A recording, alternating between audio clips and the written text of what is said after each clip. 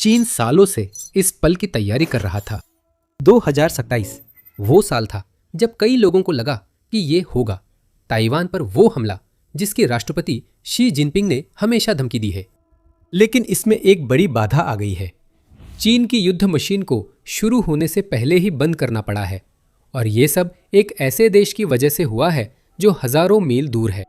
Ukraine ने चीन के ताइवान हमले को रोक दिया, जिससे अमेरिका भी हैरान है कि यूक्रेन ने शी की योजनाओं पर कितना असर डाला। यूक्रेन के कामों का ताइवान से सीधा संबंध नहीं, फिर भी इससे शी नाराज हैं। चीन की योजनाएं अटकी हुई हैं, उसका राष्ट्रपति निराश है, और यह सब यूक्रेन ने रूस के खिलाफ अपने क्षेत्र की रक्षा में जो किया है उसकी वजह से हो रहा है। 4 साल से ज्यादा लंबी लड़ाई में यूक्रेन ने चीन की ताइवान हमले पर बनाई सभी धारणाएं उलट दी हैं।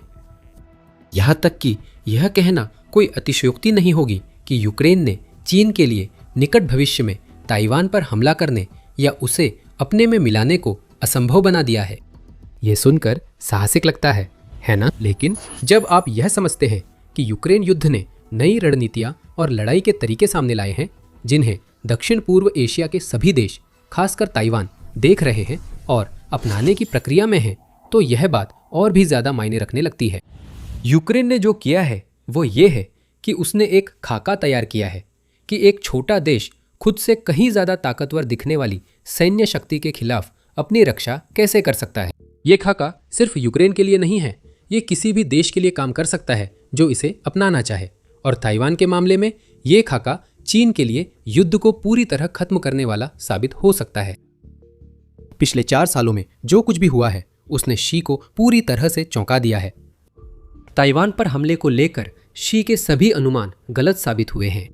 इससे पहले कि हम उस पर आए, चलिए चीनी योजना पर नजर डालते हैं। जब से शी सत्ता में आए हैं, उन्होंने चीन को दुनिया की सबसे प्रभावशाली सैन्य शक्तियों में से एक बनाने के लिए भारी मात्रा में संसाधन खर्च किए हैं। चीन में वर्षों से सैन्य खर्च बढ़ रहा है और शी इसे जल्द रोकने नहीं वाले हैं। 2026 तक के 3 वर्षों में चीन ने अपने वार्षिक रक्षा बजट में हर साल 7.2% की बढ़ोतरी की है और 2026 में इसमें एक और 7% की बढ़ोतरी होगी। इस सारे खर्च का नतीजा एक ऐसी सेना के रूप में सामने आया है जो ताइवान पर कब्जा करने के लिए पूरी तरह सक्षम होनी चाहिए। ग्लोबल फायर पावर के अनुसार चीन की सेना दुनिया में 3रे नंबर पर है। चीनी नौसेना सिर्फ संख्या के हिसाब से दुनिया की सबसे बड़ी नौसेना है और टन भार के मामले में यह अमेरिका के बाद दूसरी सबसे बड़ी है। चीन के पास एयरक्राफ्ट, हेलीकॉप्टर कैरियर और 3,500 से ज्यादा विमान हैं, जिनमें करीब 1,500 फाइटर जेट शामिल हैं। कभी चीन एशिया का बीमार आदमी था, अब वह क्षेत्र की सबसे प्रभावशाली सैन्य शक्ति है, कम से कम कागजों पर। इस सारी सैन्य ताकत का निर्माण इसलिए किया गया था ताकि चीन ताइवान के लिए जो योजना बना रहा है उसमें ये बड़ी भूमिका निभा सके। रणनीति पारंपरिक थी, जो शी जिनपिंग की आधुनिक सैन्य रणनीतियों पर आधारित थी। पहले नाकाबंदी, फिर एक चाल। पिछले कुछ वर्षों में यह स्पष्ट हो गया है कि चीन अपनी विशाल नौसेना का इस्तेमाल ताइवान के चारों ओर नाकाबंदी करने के लिए करना चाहता है ताकि ताइवान की सेना को कमजोर किया जा सके। नाकाबंदी निर्यात और आयात को रोकती है और यह एक व्यवहारिक रणनीति है। हमें बस देखना है कि ईरान और अमेरिका ने होर्मुज जलडमरू मध्य में क्या किया। न्याय मिशन 2025 जो चीन ने 29-30 दिसंबर को आयोजित किया, यह दर्शाता है कि चीन क्या सोच रहा है। यह सैन्य अभ्यास ताइवान के चारों ओर हुआ, जिसमें चीनी जहाजों और विमानों ने पूर्वी चीन सागर, फिलीपीन सागर और ताइवान जलडमरू मध्य तक यात्रा की। युद्ध अभ्यास के हिस्से के रूप में चीन ने ताइवान के चारों ओर एक नाकाबंदी का अनुकरण किया, जिसे चीन लागू करना चाहता है ताकि वह उभयचर आक्रमण की ओर बढ़ सके और अपनी रणनीति के क्षरण वाले हिस्से को भी पूरा कर सके। थकावट की बात करें तो चीन द्वारा इतनी विशाल सैन्य शक्ति तैयार करने का दूसरा उद्देश्य यह था कि वह केवल अपने संसाधनों के बल पर ताइवान को पूरी तरह से दबा सके। यही रणनीति रूस की यूक्रेन में थी और अब भी है। असल में यह वही रणनीति है जिसे रूस सोवियत युग से और उससे भी पहले से इस्तेमाल करता आ रहा है। बस हर चीज की संख्या बढ़ाओ, सैनिक, टैंक, जहाज, विमान, उपकरण सब। आखिरकार दुश्मन झुकेगा, क्योंकि पारंपरिक युद्ध में बहुत संसाधन लगते हैं और छोटा देश हमेशा कम संसाधनों वाला होता है। यही चीन की ताइवान योजना थी। नाकाबंदी, हमला और थकावट। चीन की समस्या और ताइवान की मुक्ति वही है जो हमने पहले वीडियो में बताया था। यह रणनीति तभी काम करती है जब विरोधी भी वैसी ही लड़ाई लड़ता है। यूक्रेन ने रूस के खिलाफ ऐसा नहीं किया है और इसका मतलब है कि ताइवान पर चीन के आक्रमण को लेकर जो भी अनुमान थे, चाहे वो नौसेना से जुड़े हों या जमीन पर, अब वो सब सही नहीं रह गए हैं। यूक्रेन ने दिखाया कि आधुनिक युद्ध रणनीति से छोटा देश भी आक्रमणकारी से अच्छी तरह बचाव कर सकता है। यूक्रेन में अभी भी ये थकावट की लड़ाई है, लेकिन अब ये सिर्फ संसाधनों पर निर्भर नहीं है। अब ये इस बात पर निर्भर करता है कि आप अपने दुश्मन द्वारा युद्ध के मैदान में लाए गए संसाधनों को नष्ट करने के लिए सबसे किफायती तरीका कैसे अपनाते हैं। आप शायद पहले ही अंदाजा लगा सकते हैं कि हम यहाँ किस बारे में बात करने वाले हैं। ड्रोन। यूक्रेन के पास ये है, ताइवान इन्हें चाहता है, चीन इनसे डरता है। चीन के लिए ताइवान पर आक्रमण आसान नहीं थी, चाहे शी कितना भी पैसा या संसाधन लगा दे। अब भी बहुत कुछ बाकी था। ताइवान जलडमरू मध्य साल के अधिकांश समय बहुत ही उबड़ खाबड़ समुद्र प्रदान करता है, जो इतना खराब हो सकता है कि वे घुसपैठ के प्रयास में रुकावट डाल दें। जलडमरू मध्य के माध्यम से पहुंचने योग्य संभावित लैंडिंग समुद्र तट सीमित है और उन सभी पर ताइवान की रक्षा व्यवस्था तैनात होगी। मॉनसून, तूफान, पहाड़ और मजबूत रक्षा बल, ये सब किसी भी चीनी सैनिक के लिए तैयार है जो घुसपैठ करेगा। ताइवान पर आक्रमण की मूल योजनाओं में भी चीन ने भारी संख्या में हताहतों की तैयारी की थी, जो आसानी से लाखों में पहुंच सकती थी अगर करोड़ों नहीं। यही भारी कीमत है जिससे चीन को आक्रमण की तैयारी में समय लगा, जबकि आंकड़ों के अनुसार उसे ताइवान की सेना को हराना चाहिए। मिसाइलें चीन की रणनीति का मुख्य हिस्सा बन गई है। हालांकि उसे पता है कि ताइवान के पास खुद को उनसे अच्छी तरह से बचाने के लिए जरूरी रक्षा प्रणाली मौजूद है। नौसैनिक नाकाबंदी बहुत महत्वपूर्ण थी, लेकिन इसके दो नुकसान भी है। पहला, नाकाबंदी में इस्तेमाल होने वाले किसी भी जहाज का खुद आक्रमण में इस्तेमाल नहीं किया जा सकता। दूसरा और अहम यह है कि चीन की नाकाबंदी में शामिल जहाज आसान शिकार बनते हैं। यही से चीजें बदलती है और रूस के खिलाफ यूक्रेन की रणनीति सामने आ जाती है। अगर चीन नौसैनिक नाकाबंदी करता है तो ताइवान भले ही छोटा है, यूक्रेन से उस नाकाबंदी को पार करने के लिए जरूरी चीजें ले सकता है। हमें यह कैसे पता? काला सागर सब कुछ बताता है। लेकिन इससे पहले कि हम इसमें गहराई से जाएं, यही वजह है कि हम द मिलिट्री शो बनाते हैं, ताकि समझा सकें कि युद्ध के मैदान पर असली ताकत कैसे चलती है। अगर आप नए हैं तो ऐसे और वीडियो के लिए सब्सक्राइब करें। चीन ताइवान जलडमरू मध्य और आसपास के पानी में जो करना चाहता है वह कुछ वैसा ही है जैसा रूस काला सागर में करना चाहता था।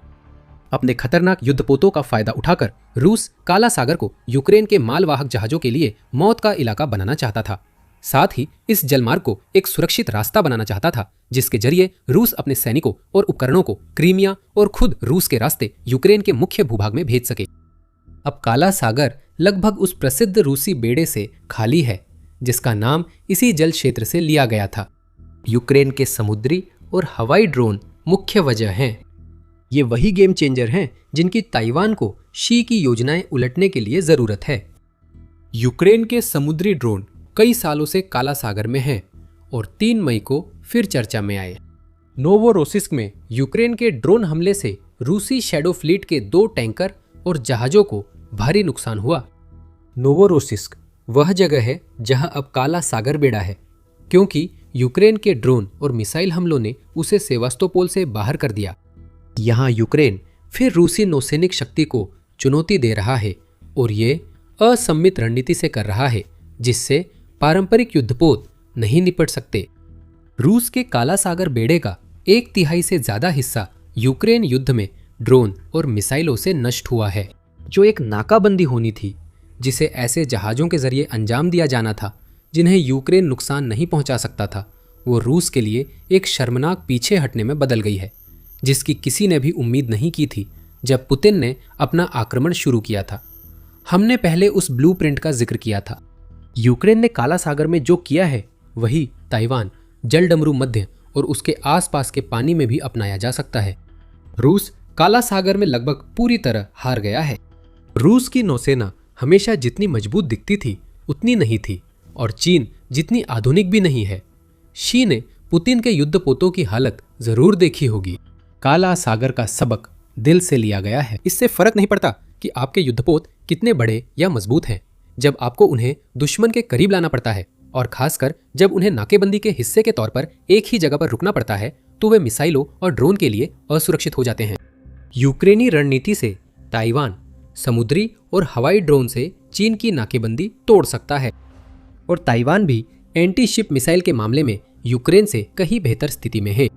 11 मार्च को ताइपे टाइम्स ने बताया कि ताइवान के पास करीब 1000 स्वदेशी शियोंगफेंग 2 और 3 एंटी शिप मिसाइलें हैं जो 400 अमेरिकी हार्पून मिसाइलों के साथ तैयार है। पहली मिसाइलें इतनी शक्तिशाली है कि वे एयरक्राफ्ट कैरियर तबाह कर सकती है। ताइवान समझता है कि यूक्रेन की सफलता चीन की योजनाओं को रोकने में अहम हो सकती है। यूक्रेन भी ये जानता है और ये कोई संयोग नहीं है कि यूक्रेन पूरे एशिया में साझेदारियां और संबंध बना रहा है, जिसमें एक अप्रत्याशित देश भी शामिल है जिसका खुलासा हम वीडियो के अंत में करेंगे ताकि चीन को यह संदेश दिया जा सके कि शी जिनपिंग की महत्वाकांक्षाएं नाकाम कर दी जाएंगी। ताइवान और यूक्रेन ने पुतिन के आक्रमण शुरू करने के बाद से धीरे धीरे एक मजबूत संबंध बनाना शुरू कर दिया है। शायद इसलिए क्योंकि ताइवान को पुतिन की हरकतों और शी जिनपिंग की मंशाओं के बीच कई समानताएं नजर आती है। नवंबर 2023 तक भी ताइवान यूक्रेन की मदद के लिए आयोजित एक सम्मेलन में भाग लेते हुए यूक्रेन के साथ समझौता ज्ञापनों पर हस्ताक्षर कर रहा था ताकि यूक्रेन के पुनर्निर्माण में सहायता की जा सके। ताइवान ने आक्रमण के अधिकांश समय के दौरान यूक्रेन को मानवीय सहायता प्रदान की है और 2023 में पोलैंड में 6 समझौता ज्ञापनों पर हस्ताक्षर होने के बाद से यह नया संबंध और भी मजबूत होता जा रहा है। 2 साल बाद ताइवान ने यूक्रेन के साथ चिकित्सा कार्यक्रम के लिए समझौता किया जिसमें डॉक्टरों को प्रशिक्षण और उपकरण दिए जाएंगे। ताइवान ने शायद इंडो पैसिफिक में तनाव टालने के लिए यूक्रेन को सैन्य सहायता नहीं दी है, लेकिन जो संबंध मदद के तौर पर शुरू हुआ था अब विकसित होने वाला है। 23 जनवरी को इंडो पैसिफिक डिफेंस फोरम ने बताया कि ताइवान यूक्रेन के साथ मिलकर ड्रोन क्षमताएं बढ़ाने की कोशिश कर रहा है। रिपोर्ट के मुताबिक यह कदम पहले से निजी चैनलों में बनी साझेदारियों को आधिकारिक करेगा और ताइवान में 2025 से शुरू हुए 5 साल के ड्रोन विकास कार्यक्रम जैसी पहलों का समर्थन करेगा। ताइवान यूक्रेन संबंध मजबूत हो रहे हैं और शी की निराशा के बावजूद ताइवान मानता है कि यूक्रेन ने चीनी नौसैनिक आक्रमण को रोकने की रणनीति बनाई है। इंडो पैसिफिक क्षेत्र के अन्य देश भी देख रहे हैं कि यूक्रेन ने रूस के खिलाफ क्या किया है और वे भी ड्रोन रणनीतियों की नकल कर रहे हैं। थाईलैंड कंबोडियाई सेनाओं पर यूक्रेन जैसे ड्रोन इस्तेमाल कर रहा है, टेलीग्राफ की रिपोर्ट। मलेशिया की 2026 डिफेंस सर्विसेज एशिया प्रदर्शनी में ड्रोन मुख्य आकर्षण रहे। प्रदर्शनी से पता चला कि एशिया में यूक्रेन के हथियारों की भारी मांग है। इंडो पैसिफिक पश्चिम और खाड़ी क्षेत्र में भी यूक्रेन ताइवान के भविष्य के संकेत दिख रहे हैं। यूक्रेन ने खाड़ी देशों के साथ 10 साल के रक्षा समझौते किए जो अमेरिका ईरान युद्ध से प्रभावित है और जिनका केंद्र ड्रोन है। पुतिन जाहिर तौर पर यूक्रेन को एशिया में इतनी ज्यादा प्रभावशाली होते देखकर नाराज हैं, लेकिन शी इससे भी ज्यादा गुस्से में होंगे। वह देख रहे हैं कि चीन की दशकों की सैन्य निवेश बेकार हो रही है क्योंकि ड्रोन अब उन देशों का पसंदीदा हथियार बन गए हैं जिन्हें चीन डराना चाहता है। शी ने देखा है कि ताइवान ने कितनी सावधानी से एक बहुत इच्छुक यूक्रेन के साथ अपनी साझेदारी बनाई है और अब उन्हें पता है कि किसी भी तरह का हमला करने की कोशिश अनिवार्य रूप से यूक्रेन द्वारा ताइवान को ड्रोन और विशेषज्ञता देने की ओर ले जाएगी। यही यूक्रेन खाड़ी क्षेत्र में भी कर रहा है और ये तथ्य कि ये सब हो रहा है शी को दिखाता है कि वो यूक्रेन को इस तरह के संबंध बनाने से रोकने के लिए पुतिन और उनकी सेनाओं पर भी भरोसा नहीं कर सकते। चीन का लक्ष्य ताइवान को अलग थलग करना था। यूक्रेन यह सुनिश्चित करने के लिए तैयार दिख रहा है कि ऐसा न हो और अभी भी एक बड़ा मोड़ बाकी है जो आगे आने वाला है। इससे पहले कि हम उस पर पहुंचे, यह देखना जरूरी है कि शी क्या करना चाहते थे और वास्तव में क्या होने जा रहा है। शी का इरादा यूक्रेन में जो हो रहा था उसे एक ध्यान भटकाने वाले साधन और चीनी सैनिकों के लिए संभावित प्रशिक्षण स्थल के रूप में इस्तेमाल करने का था। जब दुनिया का ध्यान यूक्रेन पर था तब उसने चीन की ताइवान महत्वाकांक्षाओं पर ध्यान नहीं दिया। जब अमेरिका ने ईरान पर ऑपरेशन एपिक फ्यूरी शुरू किया, यह भी ध्यान भटकाने का कदम था। आखिरकार अमेरिका उन देशों में से एक है जो चीन के आक्रमण करने पर ताइवान की रक्षा के लिए सबसे अधिक संभावना रखता है। हालांकि अपने बयानों में अक्सर विरोधाभासी रहते हैं, अमेरिकी राष्ट्रपति डोनाल्ड ट्रंप ने दावा किया है कि जब तक वह राष्ट्रपति है ताइवान सुरक्षित रहेगा। कोई भी ध्यान भटकाने वाली घटना जैसे कि ईरान में हुई घटना शी जिनपिंग के लिए फायदेमंद है। हिल ने अप्रैल 2025 में बताया कि चीन ने कथित तौर पर लगभग 200 सैनिक यूक्रेन भेजे हैं ताकि वे वहां मोर्चे पर जो देख रहे हैं उससे सबक सीख सके। यूक्रेन युद्ध को ताइवान पर चीन के हमले से जोड़ा जा रहा था।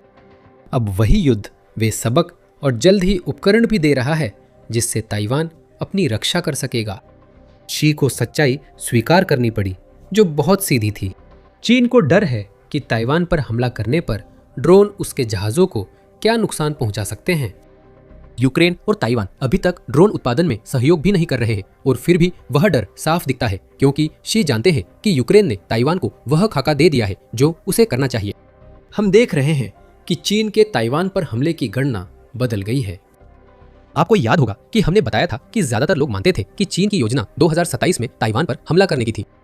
स्काई न्यूज के अनुसार अमेरिकी खुफिया एजेंसियों को लगता है कि चीन अब 2027 में हमला नहीं करेगा बल्कि बिना सैन्य कार्रवाई के द्वीप पर नियंत्रण चाहता है।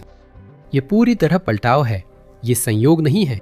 छोटे और सस्ते हवाई ड्रोन, खासकर वे जिनकी रेंज इतनी लंबी है कि वे चीन के ताइवान पर हमले में मदद के लिए मोबाइल पियर बनाने जैसी चीन की नई तरकीबों को भी नाकाम कर सके, चीन के लिए घातक साबित होंगे।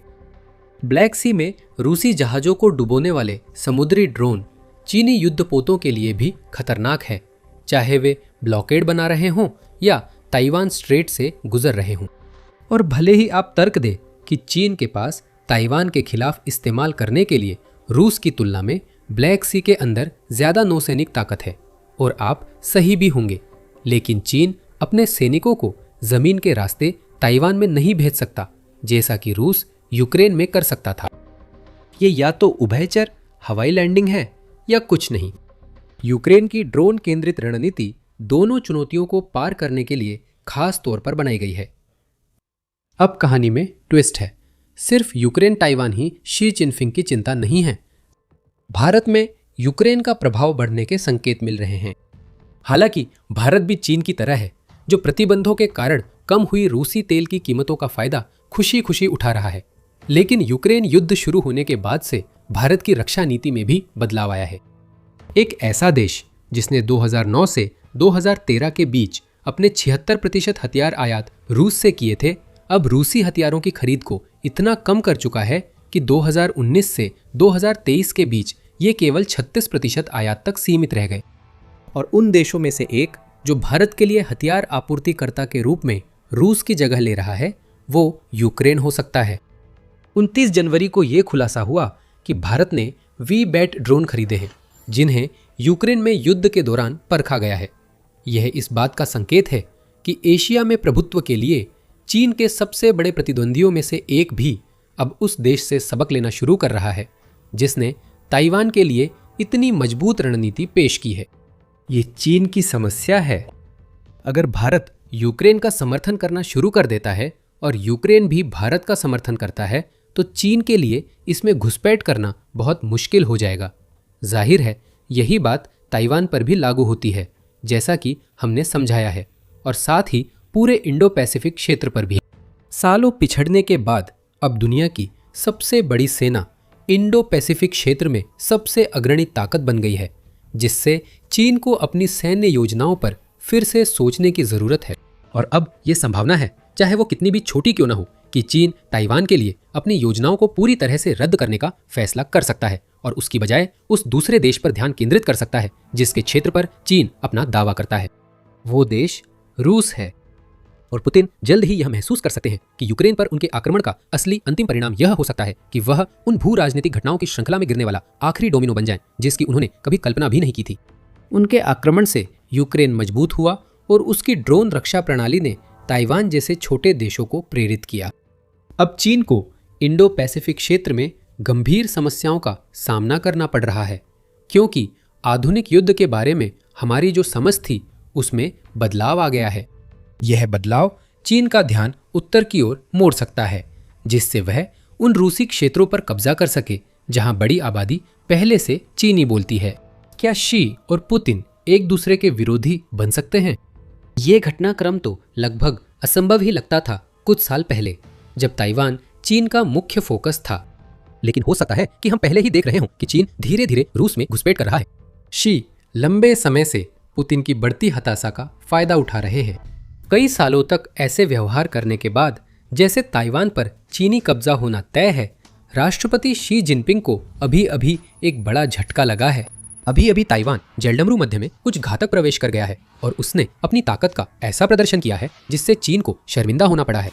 लेकिन इसमें ट्विस्ट था, ताकत का प्रदर्शन ताइवान ने नहीं किया। यह इंडो पैसिफिक में चीन के दुश्मन की ओर से था, जिसने दिखाया कि वो चीन को कभी भी मिटा सकता है। जापान ने धमाकेदार अंदाज में मैदान में कदम रखा है। 17 अप्रैल को खबर आई कि एक जापानी युद्धपोत ने कुछ ऐसा किया जिससे चीन चौंक गया। ताइवान जलडमरू मध्य में चीन द्वारा लगभग 40 दिनों तक सैन्य अभ्यास किए जाने के बाद जापान ने भी अपनी ताकत का प्रदर्शन करते हुए जवाब दिया। जापान ने अपने सबसे शक्तिशाली विध्वंसकों में से एक JS इकाजुची को उसी जलडमरू मध्य में भेजा, जहां वह 14 घंटे तक रुका रहा और फिर अपनी मर्जी से वहां से निकल गया। चीन ने जहाज नहीं भेजे क्योंकि वह जापान का विरोध नहीं कर सकता था। शी जिनपिंग के चेहरे पर 14 घंटे की यह तमाचा ऐतिहासिक और चुनौतीपूर्ण था और यह चीन के लिए साफ संदेश है कि जापान की पुरानी निष्क्रिय सैन्य नीति अब अतीत हो चुकी है।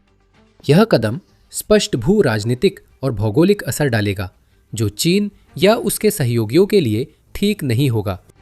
इससे पहले जापान द्वारा भेजे गए जहाज पर ध्यान देना जरूरी है।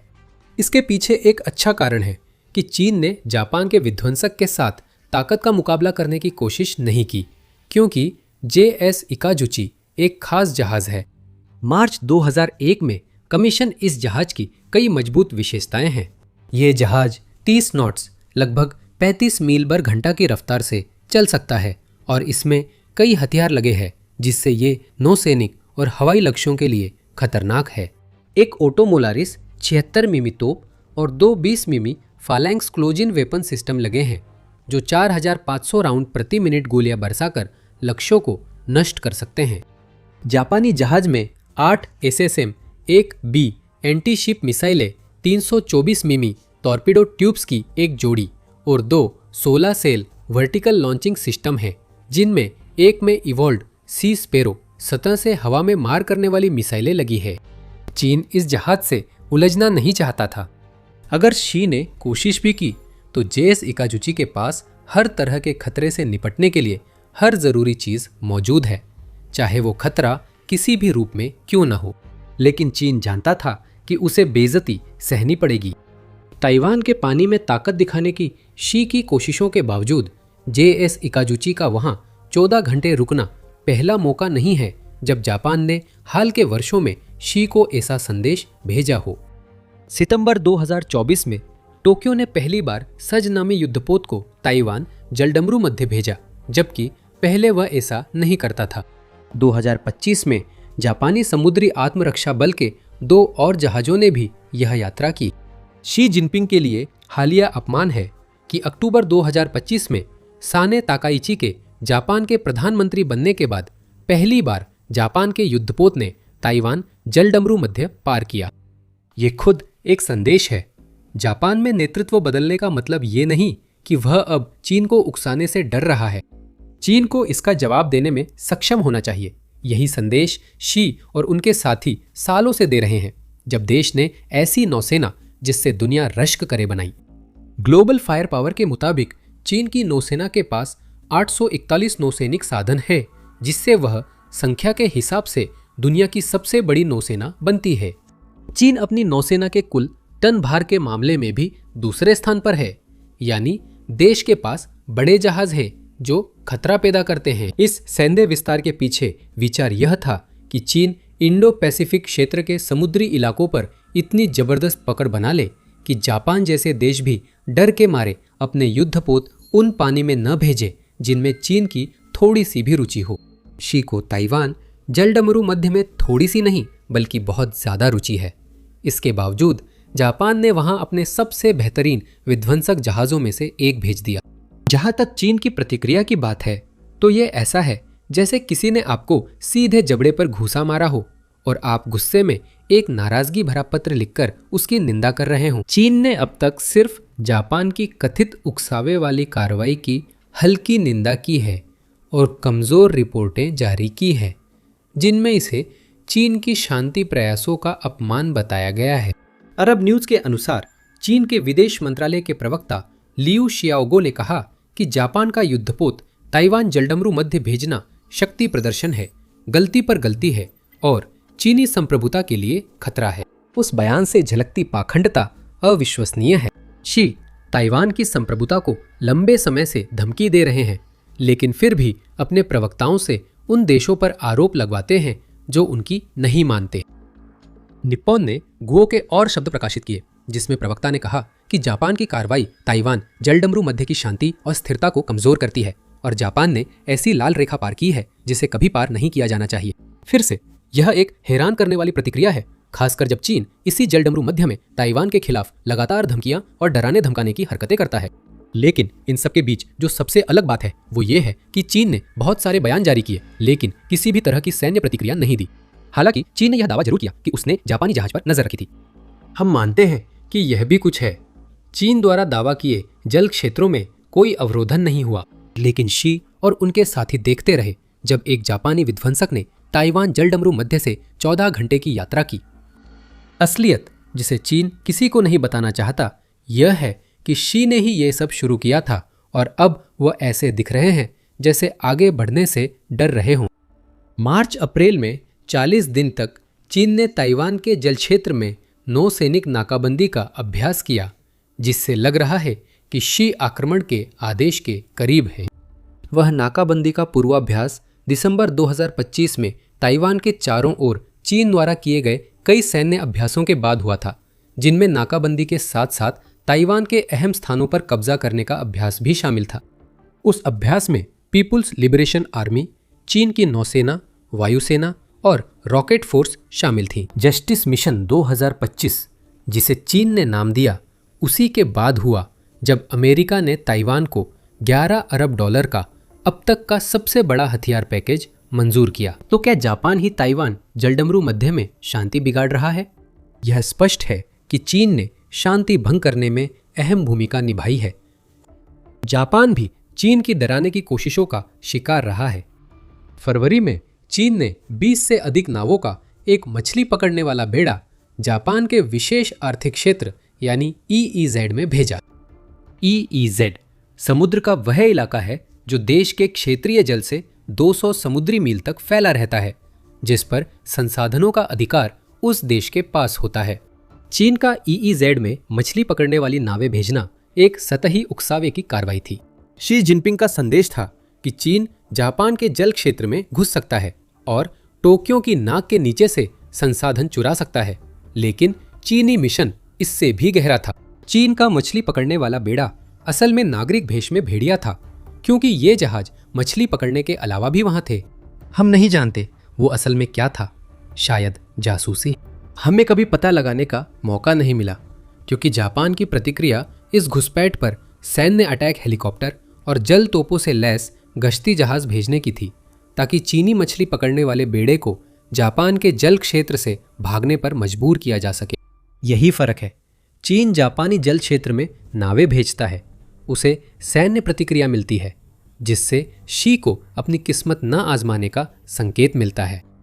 जापान ने ताइवान जलडमरू मध्य में 14 घंटे के लिए युद्धपोत भेजा, जिसे चीन अपना मानता है, लेकिन चीनी नौसेना ने कोई प्रतिक्रिया नहीं दी या जापानी जहाज को रोका नहीं। सिर्फ एक अपमानित चीनी राष्ट्रपति जो इससे ज्यादा कुछ नहीं कर सका कि अपने किसी करीबी को इस उकसावे पर रोने के लिए कह दे। शी को और भी चीजों पर रोना चाहिए। जापान ने संकेत भेज दिए हैं। अब शी जानता है कि ताइवान पर हमला करना मुश्किल है। अब उन योजनाओं में कई समस्याएं आ रही हैं, जिन पर हम विस्तार से चर्चा करेंगे। इससे पहले आप देख रहे हैं द मिलिट्री शो, जहां हम सुर्खियों के पीछे की तस्वीर दिखाते हैं। सब्सक्राइब करें ताकि कोई वीडियो मिस न हो। जापान ने ताइवान जलडमरू मध्य में जो किया, उससे शी को 2 संदेश मिले। जापान ने चीन के राष्ट्रपति को साफ कर दिया कि ताइवान जलडमरू मध्य की नाकाबंदी का अभ्यास कर बचना आसान नहीं है। जेएसआई काजुची का उस जलमार्ग से जाना जापान का चीन को दिखाना है कि नाकाबंदी उसे नहीं रोक सकती। अगर जापानी जहाज चलना चाहेंगे तो वे जरूर चलेंगे। लेकिन दूसरा संदेश और शी के नज़रिए से कहीं ज़्यादा महत्वपूर्ण संदेश यह है कि जापान अब वह निष्क्रिय सैन्य रवैया नहीं अपना रहा है जिसने दशकों से इंडो पैसिफिक में उसकी भूमिका को परिभाषित किया है। जापान ने लंबे समय तक सिर्फ अपनी सीमाओं की रक्षा का संकल्प लिया था और उसके पास ऐसा सैन्य बल नहीं था जो किसी और देश पर हमला कर सके। उसके पास एक ऐसी सेना थी जो सिर्फ आत्मरक्षा के लिए बनाई गई थी, लेकिन वह सक्रिय रूप से ऐसे काम नहीं करती थी जैसे कि अपने क्षेत्र के बाहर के पानी में युद्धपोत भेजना। पिछले 20 सालों में जापान में काफ़ी बदलाव आया है। सितंबर 2015 में जापान के सिद्धांत में इस बड़े बदलाव के संकेत पहले ही मिल गए थे। तभी बीबीसी ने प्रधानमंत्री शिंजो आबे के नए कानूनों पर रिपोर्ट की जो संविधान की व्यापक व्याख्या की इजाज़त देते थे। उस संविधान में खास तौर पर अनुच्छेद 9, जिसे द्वितीय विश्व युद्ध के बाद लागू किया गया था, लिखा है, जापानी लोग हमेशा के लिए युद्ध और बल प्रयोग या उसकी धमकी का त्याग करते हैं। आबे के नए कानून में सक्रिय शांतिवाद की नई अवधारणा जोड़ी गई। जापान की राष्ट्रीय सुरक्षा पर बढ़ते खतरे पुराने संविधान को अप्रासंगिक बना रहे थे। शांतिवाद तभी काम करता है जब कोई दूसरा देश बड़े पैमाने पर सैन्य विस्तार नहीं कर रहा हो, जो साफ तौर पर उसे इंडो पैसिफिक क्षेत्र में प्रमुख शक्ति बनाने के लिए किया जा रहा हो। एक दशक से भी अधिक समय बाद ईस्ट एशिया फोरम ने घोषणा की कि जापान का शांतिवाद से चुपचाप दूर होना अब काफी ज्यादा स्पष्ट और मुखर होता जा रहा है। देश ने अपनी आधिकारिक सुरक्षा सहायता यानी OSA प्रणाली शुरू की है, जो जापान को उन देशों को जापानी रक्षा उपकरण देने की अनुमति देती है जिन्हें जापान अपने समान विचारधारा वाले देश मानता है। यह कार्यक्रम, जिसे 2023 में लागू किया गया था, स्पष्ट रूप से उन देशों को सशक्त करने के लिए बनाया गया है जो तानाशाही के खिलाफ लड़ रहे हैं। इस कार्यक्रम के तहत जापान जो धनराशि दे रहा है वो सैन्य दृष्टि से बहुत कम है। 2023 में 12.52, 2024 में 31.2 और 2025 में 44.3 मिलियन डॉलर। आप शायद एक पैटर्न देख रहे होंगे। हर गुजरते साल के साथ जापान अन्य देशों को सैन्य सहायता पर ज्यादा खर्च कर रहा है और इनमें से ज्यादातर सहायता उन देशों पर केंद्रित है जो उन समुद्री मार्गों के किनारे स्थित हैं जिन्हें जापान अपने व्यापार और सुरक्षा के लिए महत्वपूर्ण मानता है। चीन की भी उन्हीं समुद्री मार्गों में से कई पर नजर है और COSA को खतरा मानेंगे। जापान ने 2026 के लिए OSA बजट 116 मिलियन डॉलर घोषित किया है, जो 2025 की तुलना में 2 गुना से ज्यादा है। हम यहाँ सोते दैत्य को जागते देख रहे हैं। ये छोटी शुरुआत है।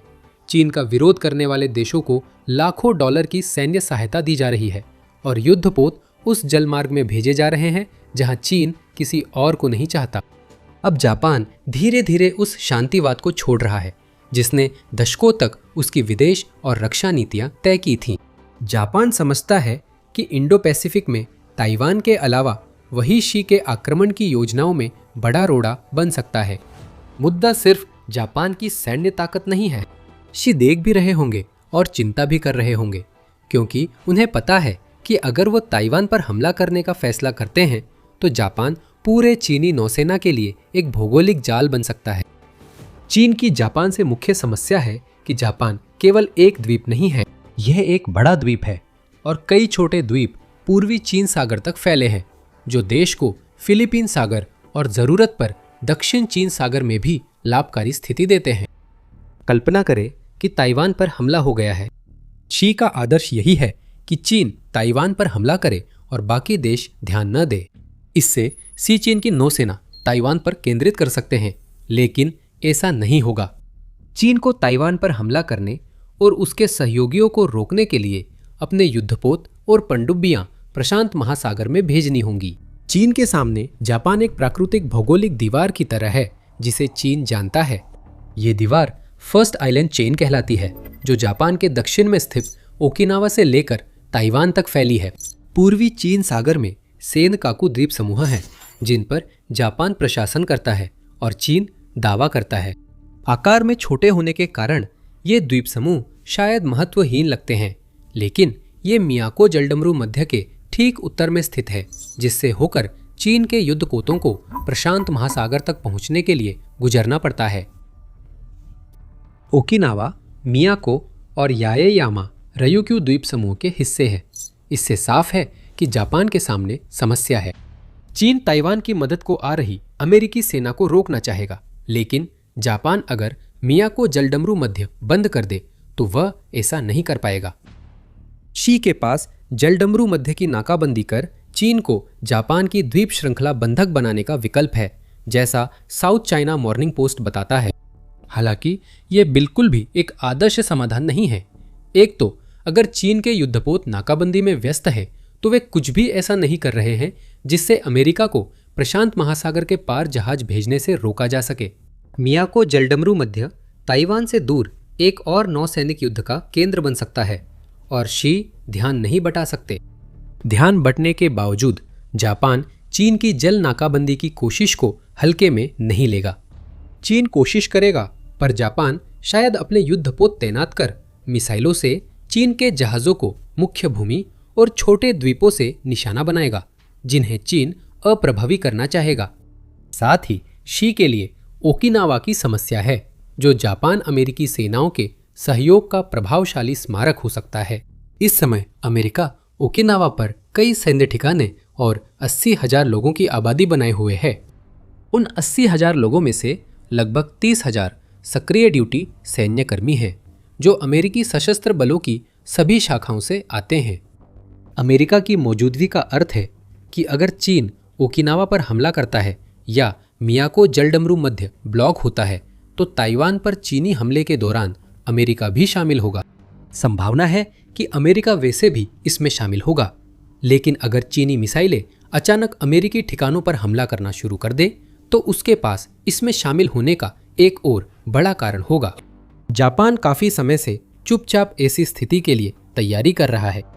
अगर उसे नाकाबंदी करनी पड़ी तो उसके पास ऐसा करने के लिए जहाज है। JSI किजुची जैसे जहाज कीमती तो है, लेकिन जापान के हेलीकॉप्टर कैरियर JS इजुमो और JS कागा शायद और भी अहम है।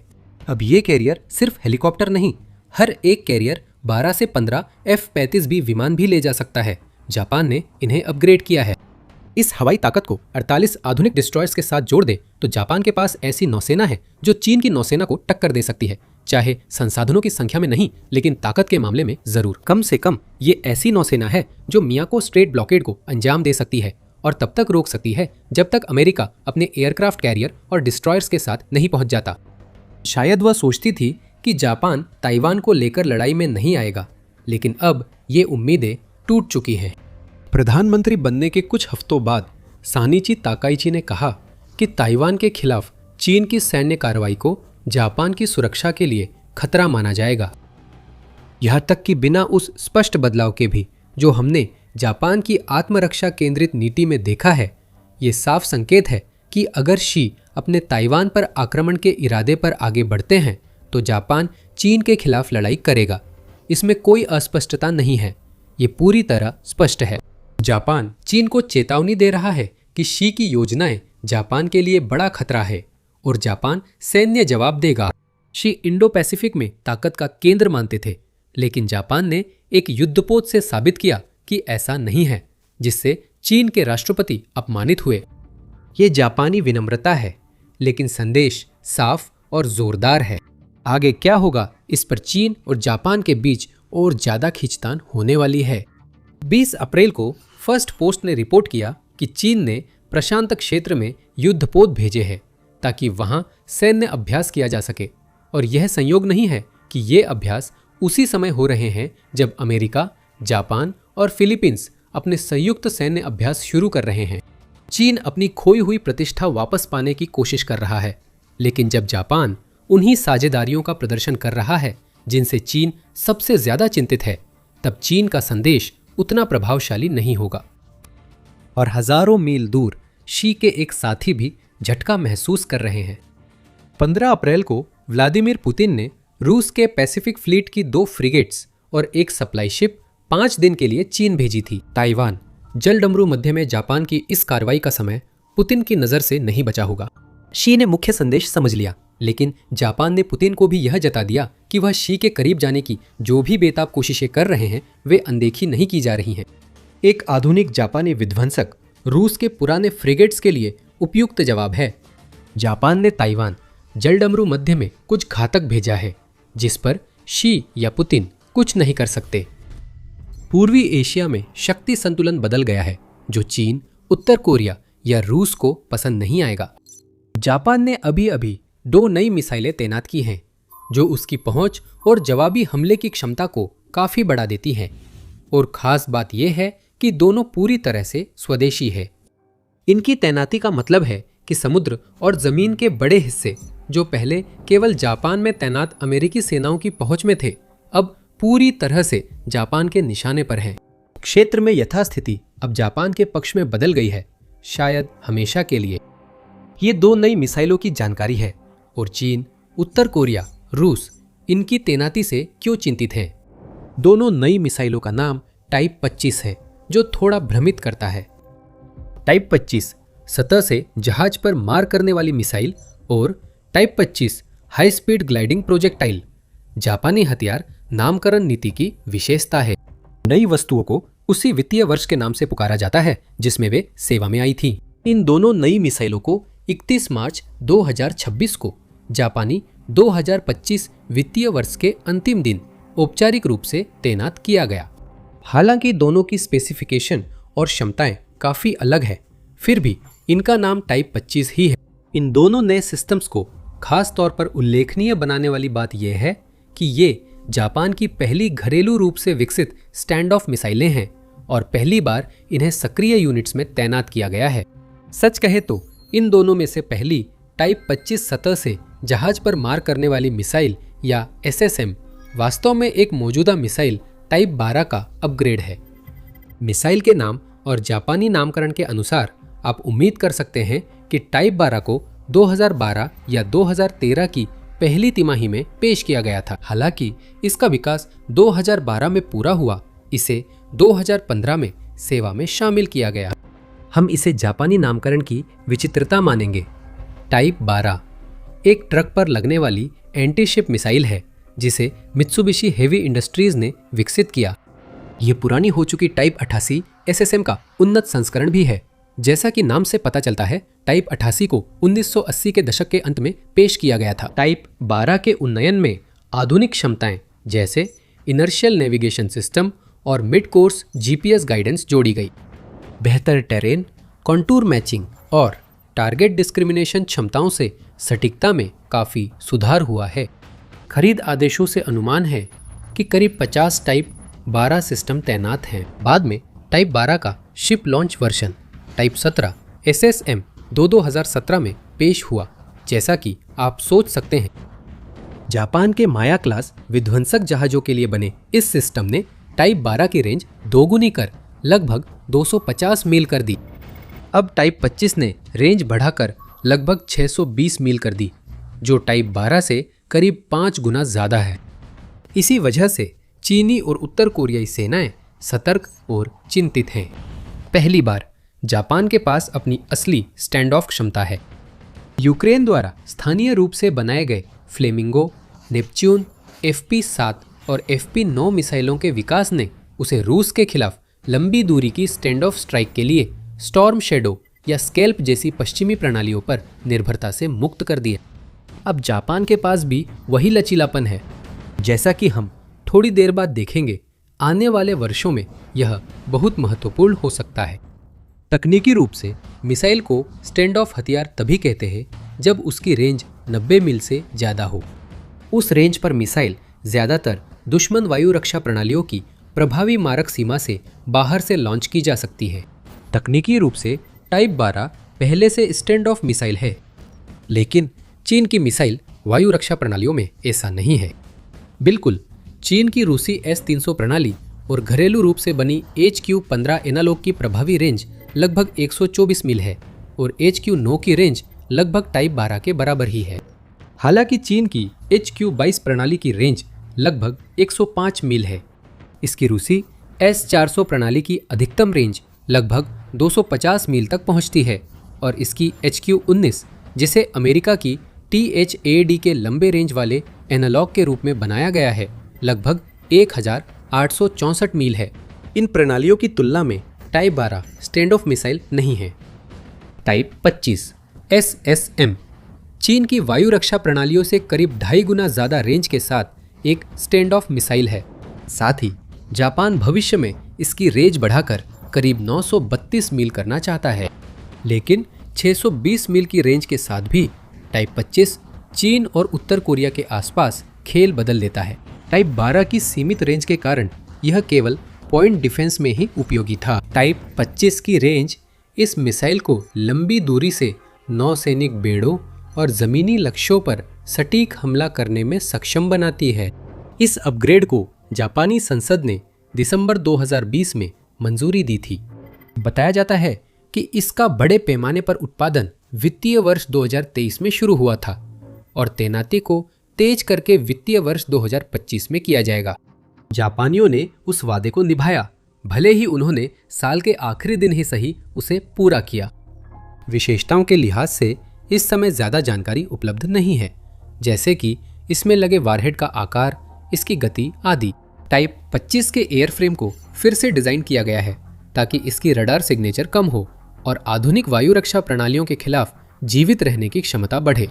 ये कॉम्पैक्ट टर्बोफैन इंजन से चलता है जो कम ऊंचाई पर उड़ान के लिए अनुकूलित है और लंबी अवधि की उड़ानों के दौरान इसका पता लगना और कम कर देता है। टाइप 25 की गाइडेंस में inertial navigation, satellite positioning, terrain referencing और टर्मिनल रडार इमेजिंग को जोड़ा गया है।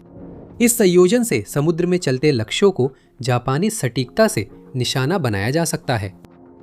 मिसाइल नेटवर्क सक्षम डेटा लिंक से मिड कोर्स अपडेट ले सकती है, जिससे गश्ती विमान, रडार स्टेशन या अन्य निगरानी संसाधनों से रियल टाइम इनपुट मिल सकते हैं। यह आधुनिक भूमि आधारित मिसाइलों के लिए एक और महत्वपूर्ण आवश्यकता यानी गतिशीलता को भी पूरा करती है। यह सिस्टम एक high mobility transporter erector launcher पर लगाया गया है, जो 8x8 पहियों वाले चेसिस पर स्थापित है। हर लॉन्चर 6 मिसाइल कैनिस्टर ले जाता है और जल्दी जल्दी मिसाइल दागकर तुरंत जगह बदल सकता है।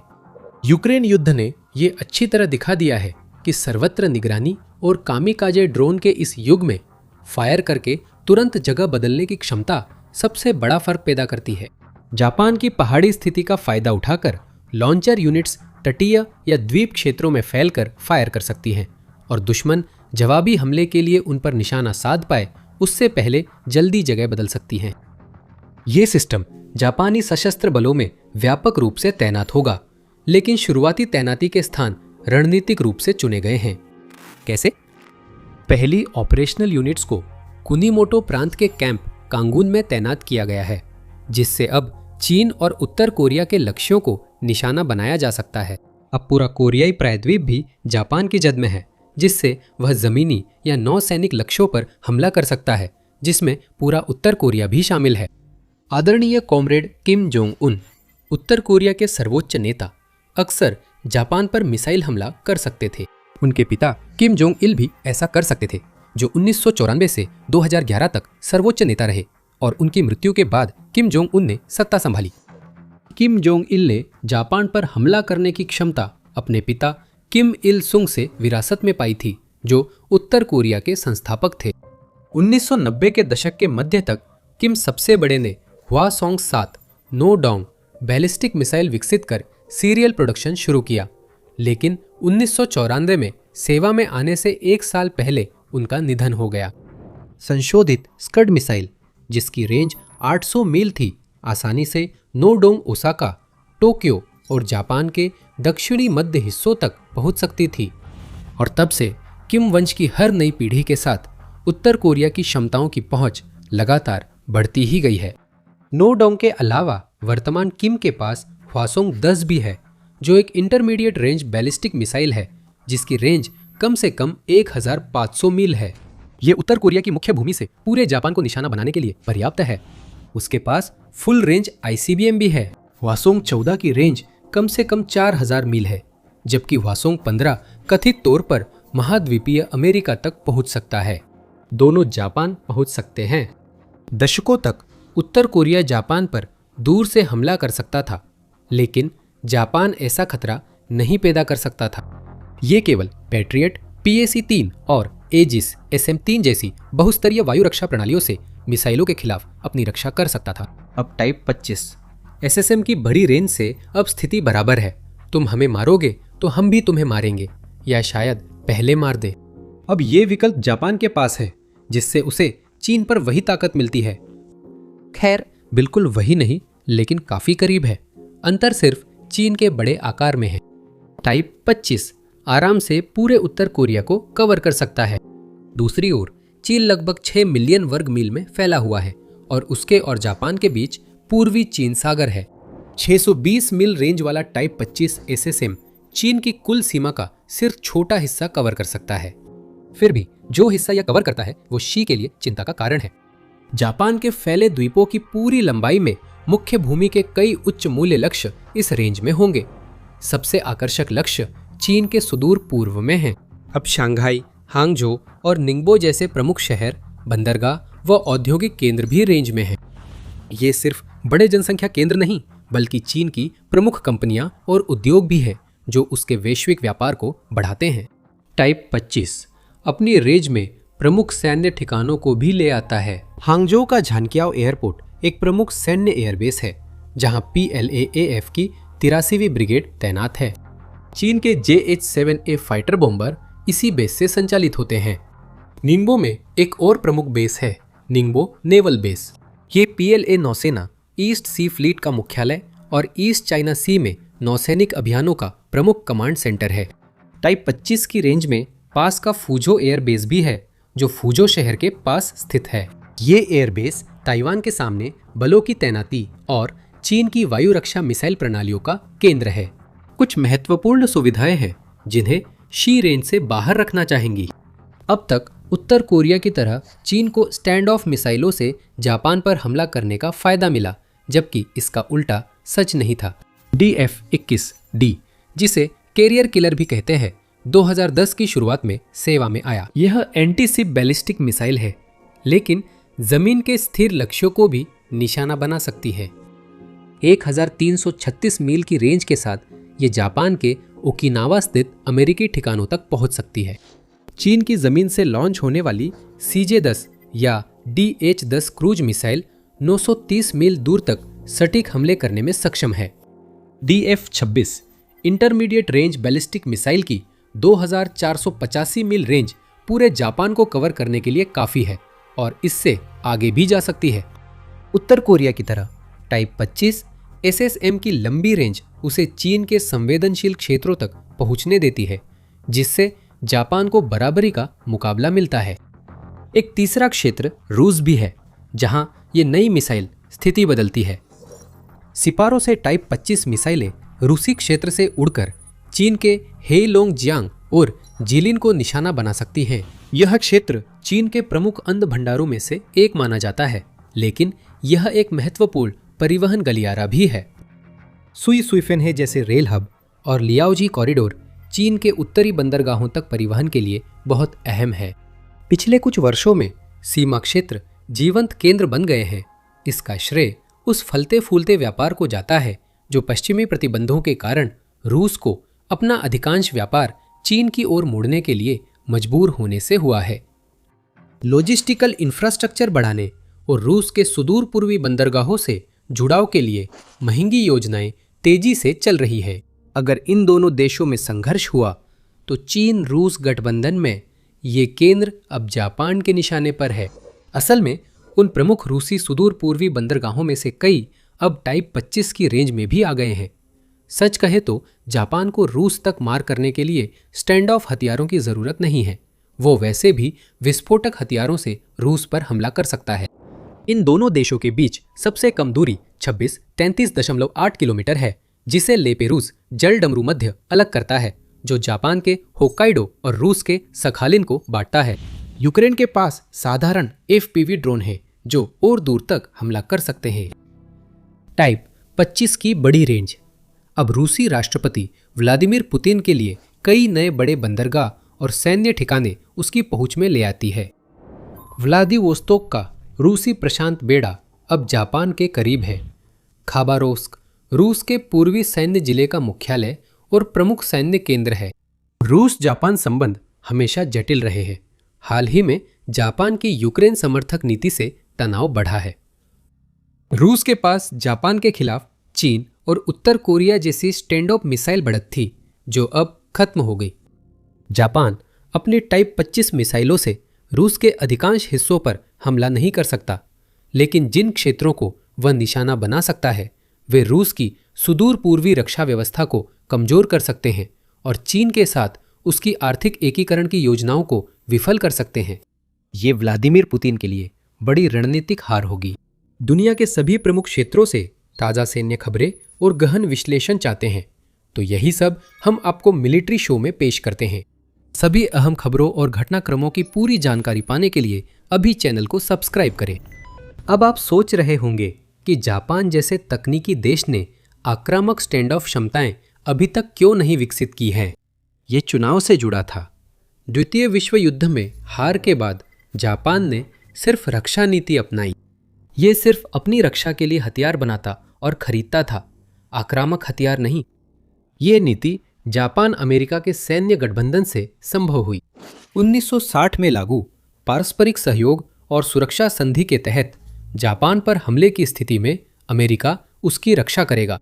इसका नतीजा है कि जापान के सभी आक्रामक हथियार अमेरिका की सेनाओं के पास है, जो वहां लगभग 15 ठिकानों पर तैनात है। स्टैंड ऑफ क्षमताओं में अमेरिका ओकिनावा के कडेना एयर बेस पर तैनात F-15E और F-35A विमानों से चीन, उत्तर कोरिया या रूस पर हमला कर सकता है, जैसा कि वे ईरान में कर रहे हैं। ये विमान लंबी दूरी की स्टैंड ऑफ मिसाइलें जैसे AGM-158 JASSM और AGM-88 GAAR GMER दाग सकते हैं। लेकिन जापान के नजरिए से चाहे वह सुरक्षा व्यवस्था कितनी भी व्यापक क्यों न हो, अब वह पर्याप्त नहीं रह गई है। क्षेत्र में सुरक्षा समीकरण में जबरदस्त बदलाव आया है। चीन और उत्तर कोरिया द्वारा आक्रामक हथियारों के विकास की गति बहुत तेज है और इसके साथ ही जापान के लिए खतरे भी कई गुना बढ़ गए हैं। इन घटनाओं से चिंतित होकर जापान ने 2022 में एक संशोधित और आक्रामक राष्ट्रीय सुरक्षा रणनीति NSS पेश की। नई NSS ने स्पष्ट रूप से चीन को अपना मुख्य खतरा बताया, जबकि रूस को एक बड़ा खतरा के रूप में परिभाषित किया गया। ये 2027 तक रक्षा खर्च को लगभग दोगुना करने का आदेश देता है, ताकि ये GDP का 2% हो जाए, जो पहले लागू अनौपचारिक 1% सीमा से 2 गुना है। सबसे अहम बात यह है कि जापान ने पहली बार काउंटर स्ट्राइक क्षमताएं हासिल करने की प्रतिबद्धता जताई और आक्रामक हथियारों के लिए दरवाजा खोला। अब वो टाइप 25 स्टैंड ऑफ मिसाइलों से दुश्मन के ठिकानों को निशाना बना सकता है अगर हमला आसन्न हो। जैसा कि आप 2 नई टाइप 25 मिसाइलों की शुरुआत से देख सकते हैं, जापान इस मंजूरी को तुरंत हकीकत में बदल रहा है। हाल ही में पेश की गई दूसरी मिसाइल, जिसे टाइप 25 नाम दिया गया है, वो भी स्टैंड ऑफ मिसाइलों की श्रेणी में आती है, लेकिन इसका मिशन प्रोफाइल अलग है। Type 25 hyper velocity gliding projectile या HVGP। HVGP जापान का पहला ऑपरेशनल हाइपरसोनिक ग्लाइड हथियार है। अभी जो वर्षन तैनात किया गया है, ब्लॉक 1, उसकी अनुमानित रेंज 185 से 310 मील है, लेकिन यही बात इसे खास नहीं बनाती। मिसाइल को सॉलिड फ्यूल रॉकेट बूस्टर से लॉन्च किया जाता है, जो ऊंचाई पर अलग हो जाता है। ये ग्लाइड व्हीकल 3700 मील प्रति घंटे मैक 5 से तेज हाइपरसोनिक गति से उड़ सकता है और इंटरसेप्शन से बचने के लिए लगातार रास्ता बदलता है। HVGP एक कोन आकार का बूस्ट ग्लाइड वॉरहेड लेता है, जिसमें पार्श्व व ऊर्ध्व समायोजन के लिए छोटे कंट्रोल फिन्स होते हैं। ये मार्गदर्शन के लिए सैटेलाइट नेविगेशन, इनर्शियल सिस्टम्स और टर्मिनल रडार इंफ्रारेड इमेजिंग का उपयोग करता है। कम रेंज के कारण HVGP जापान को लंबी दूरी की SSM जैसी क्षमता नहीं देता। ये मुख्य रूप से दूरस्थ द्वीपों की रक्षा के लिए डिजाइन किया गया है, न कि जवाबी हमले की कार्रवाइयों के लिए। इसकी कम रेंज को इसकी चालाकी और बहुपरता पूरा करती है, जिससे ये कम दूरी के जवाबी हमले के लिए आदर्श बनता है। HVGP की गतिशीलता इसे ट्रैक और गिराना बहुत मुश्किल बनाती है। ये दुश्मन के ठिकानों, कमांड नोड्स और कैरियर डेक जैसी महत्वपूर्ण संपत्तियों को आर्मर पियर्सिंग या विस्फोटक प्रोजेक्टाइल से निशाना बनाने में सक्षम है। कड़ी टक्कर वाली द्वीप श्रृंखलाओं में HVGP खुद निवारक प्रभाव डाल सकते हैं। दुश्मन के जहाजों और मिसाइल साइटों को डर के कारण सीमा से बाहर रहना होगा, क्योंकि ये हमले चुपके से होते हैं और रोकना मुश्किल है। पर्याप्त तैनाती से टाइप 25 SSM और HVGP जापान की रक्षा सीमा बढ़ा सकते हैं, जिससे पूर्वी चीन सागर और ताइवान के पास के क्षेत्र सुरक्षित होंगे। ब्लॉक 1 अभी प्रशिक्षण व शुरुआती तैनाती के लिए है। 2030 के दशक के लिए निर्धारित ब्लॉक 2 वेरिएंट की रेंज 1300 से 1800 मील होगी। इससे वे टाइप 25 SSM से ज्यादा रेंज और गतिशीलता के साथ काउंटर स्ट्राइक खतरा होंगे। जापान 2027 के लिए अतिरिक्त जहाज और हवाई लॉन्च वेरिएंट की योजना बना रहा है, ताकि लेयर्ड वितरित स्ट्राइक आर्किटेक्चर तैयार हो सके। यह आर्किटेक्चर 2 नए टाइप 25 को जापान के सहयोगियों, खासकर अमेरिका के सिस्टम के साथ एकीकृत करता है। जापान अपने सभी 8 एजिस विध्वंसकों पर अमेरिकी निर्मित टॉमहॉक क्रूज मिसाइलें तैनात करने की योजना बना रहा है। मार्च 2026 में कॉन्गो क्लास विध्वंसक JS चोकाई को टॉमहॉक लॉन्च के लिए सफलतापूर्वक अपग्रेड किया गया। पहली बार किसी जापानी युद्धपोत में 1000 मील से दूर लक्ष्य पर हमला करने की क्षमता आई है। खबरों के अनुसार JS चोकाई ने सैन डिएगो नौसैनिक अड्डे पर समय से पहले प्रशिक्षण पूरा किया और अगस्त 2026 में लाइव फायर टेस्ट के बाद सासेबो नेवल एयरबेस लौटेगा। बस एक समस्या है, जापान को अपने टोमहॉक मिसाइलों की डिलीवरी के लिए थोड़ा इंतजार करना पड़ सकता है। जापान ने 2024 में $1.7 अरब में 400 टोमहॉक मिसाइलें खरीदी, जिनमें 200 ब्लॉक 4 और ब्लॉक 5 वेरिएंट है। डिलीवरी 2027 तक पूरी करने की योजना बनाई गई थी। अमेरिका ने ईरान के खिलाफ कई टोमहॉक मिसाइलें इस्तेमाल की, जिससे कमजोर सप्लाई चेन और बाधित हो गई। अमेरिका इतनी तेजी से जखीरे खत्म कर रहा है कि उसकी भरपाई संभव नहीं। युद्ध से पहले उसके पास ब्लॉक 4 और 5 वेरिएंट्स की करीब 4,500 मिसाइलें थी। बताया जाता है कि उसने 72 घंटों में ईरान के खिलाफ 400 और पहले महीने में 850 मिसाइलें खर्च की। इस बीच वार्षिक उत्पादन सिर्फ 60 से 90 के बीच ही रहा है।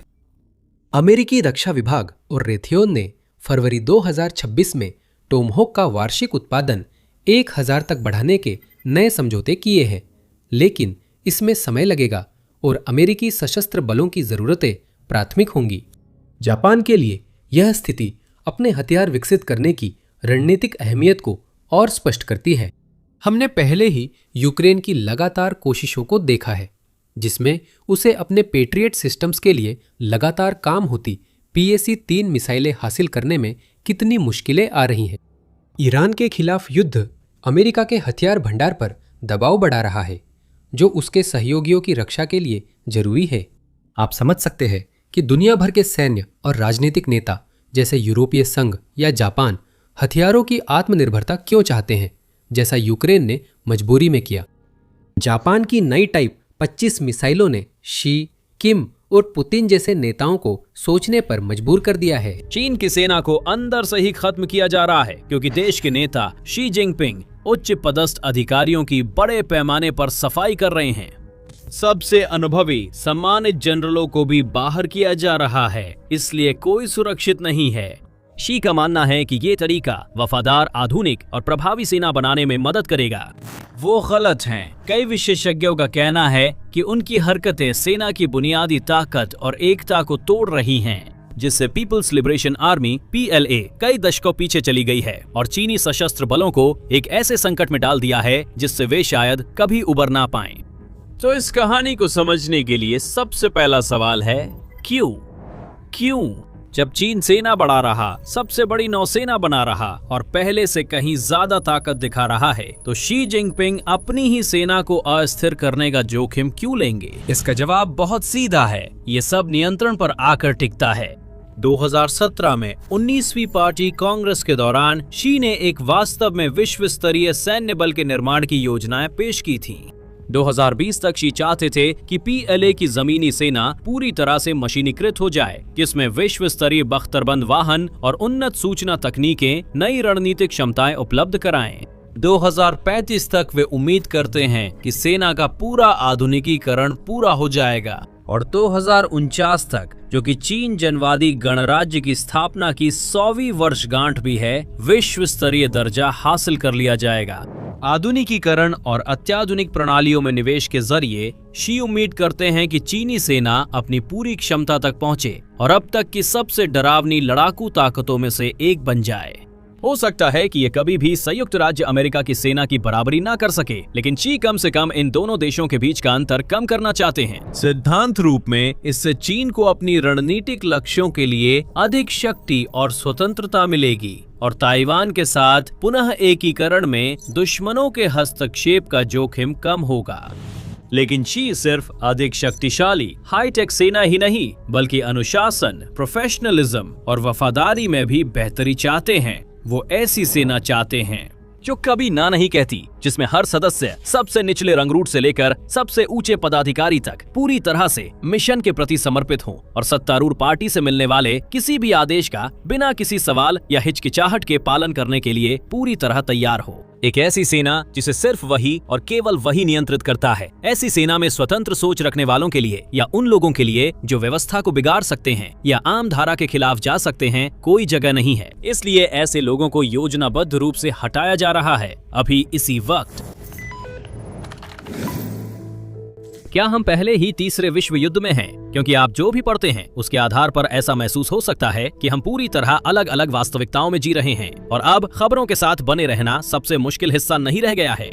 असल में सच क्या है ये समझना मुश्किल है। इस कहानी को ही ले लीजिए, इसे पूरे स्पेक्ट्रम में करीब 200 स्रोतों ने कवर किया है।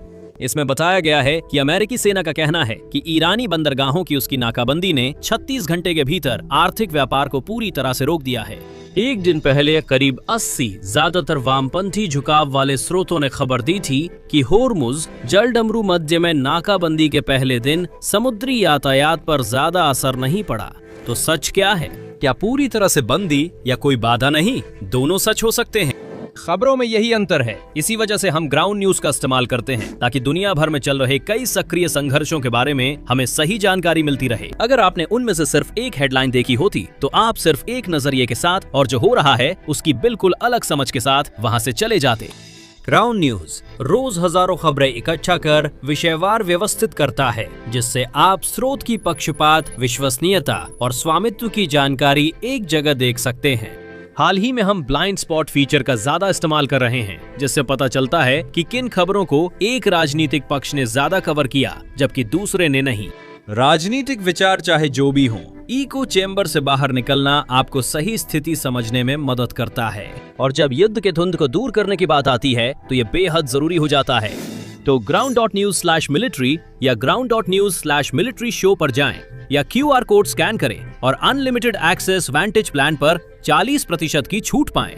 और ये कीमत को एक कप कॉफी से भी कम कर देता है। तो खुद ग्राउंड न्यूज को आजमाएं। 2022 से शुरू होकर ये सिलसिला 2026 तक जारी रहेगा। शी जिनपिंग ने चीन की सैन्य नेतृत्व में अभूतपूर्व सफाई अभियान चलाया है, जिसमें 100 से अधिक वरिष्ठ अधिकारियों और दर्जनों जनरल और लेफ्टिनेंट जनरल को उनके पदों से हटा दिया गया है और दर्जनों अन्य या तो लापता हैं या जांच के दायरे में हैं।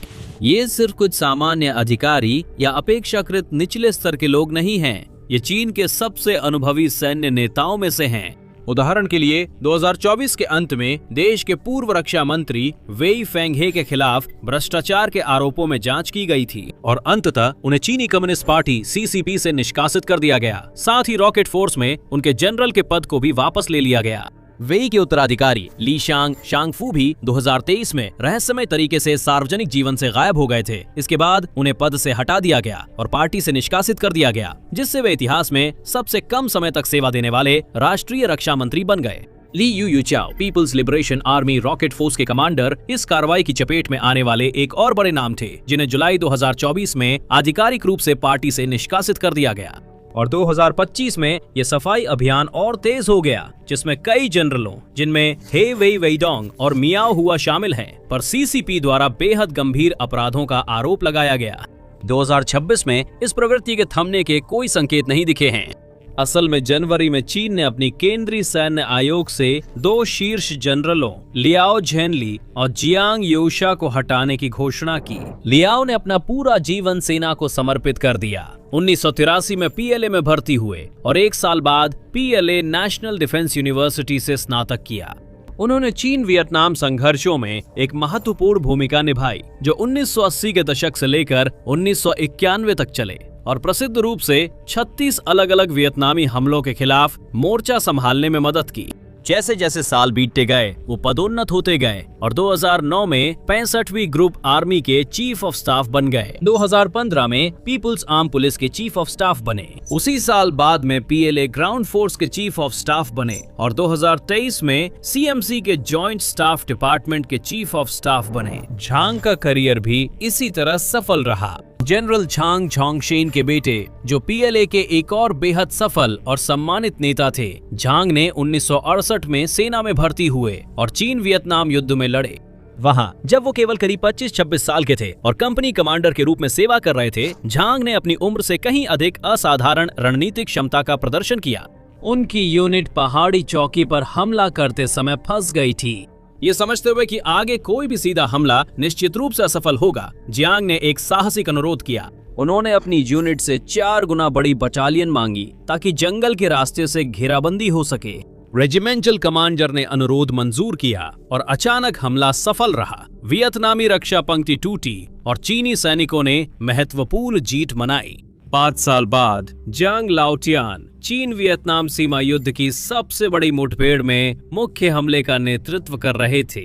फिर से उनकी रणनीतियां साहसी और महत्वाकांक्षी थीं।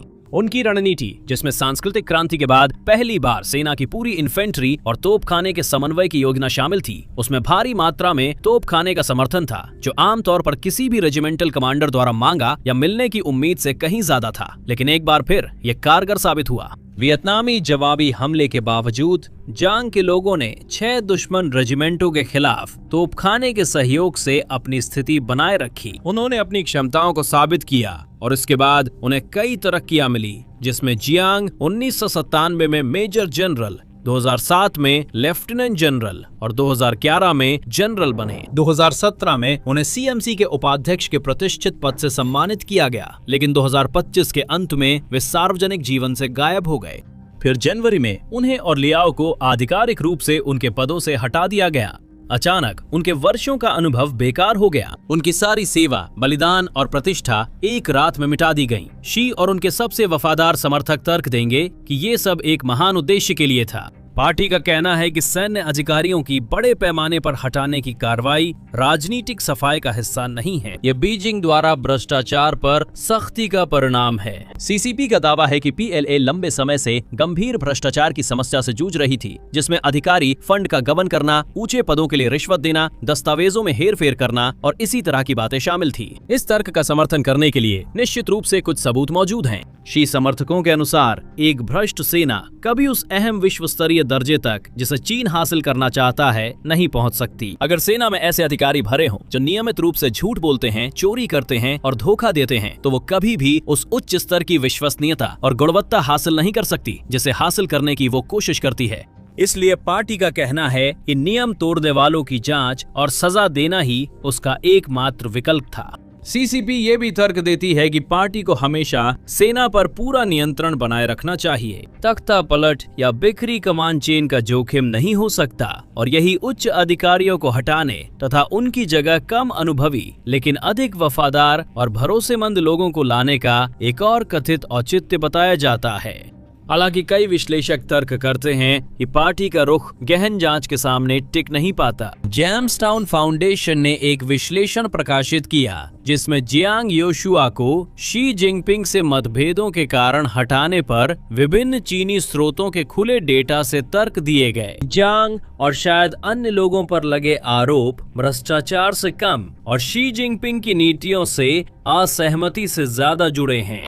रिपोर्ट में बताया गया कि जियांग और लियाओ ने 2027 तक ताइवान पर संभावित आक्रमण जैसे अव्यावहारिक निर्देशों का विरोध किया। जियांग ने 2035 को ज्यादा व्यावहारिक लक्ष्य बताया।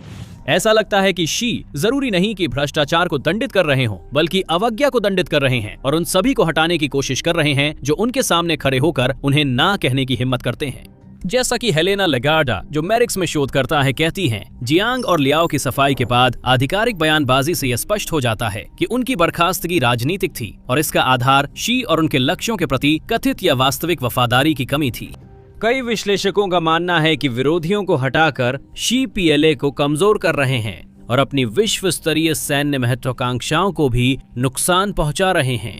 इससे पहले कि हम इसे देखें, हम मिलिट्री शो बनाते हैं ताकि असली ताकत कैसे चलती है समझा सकें।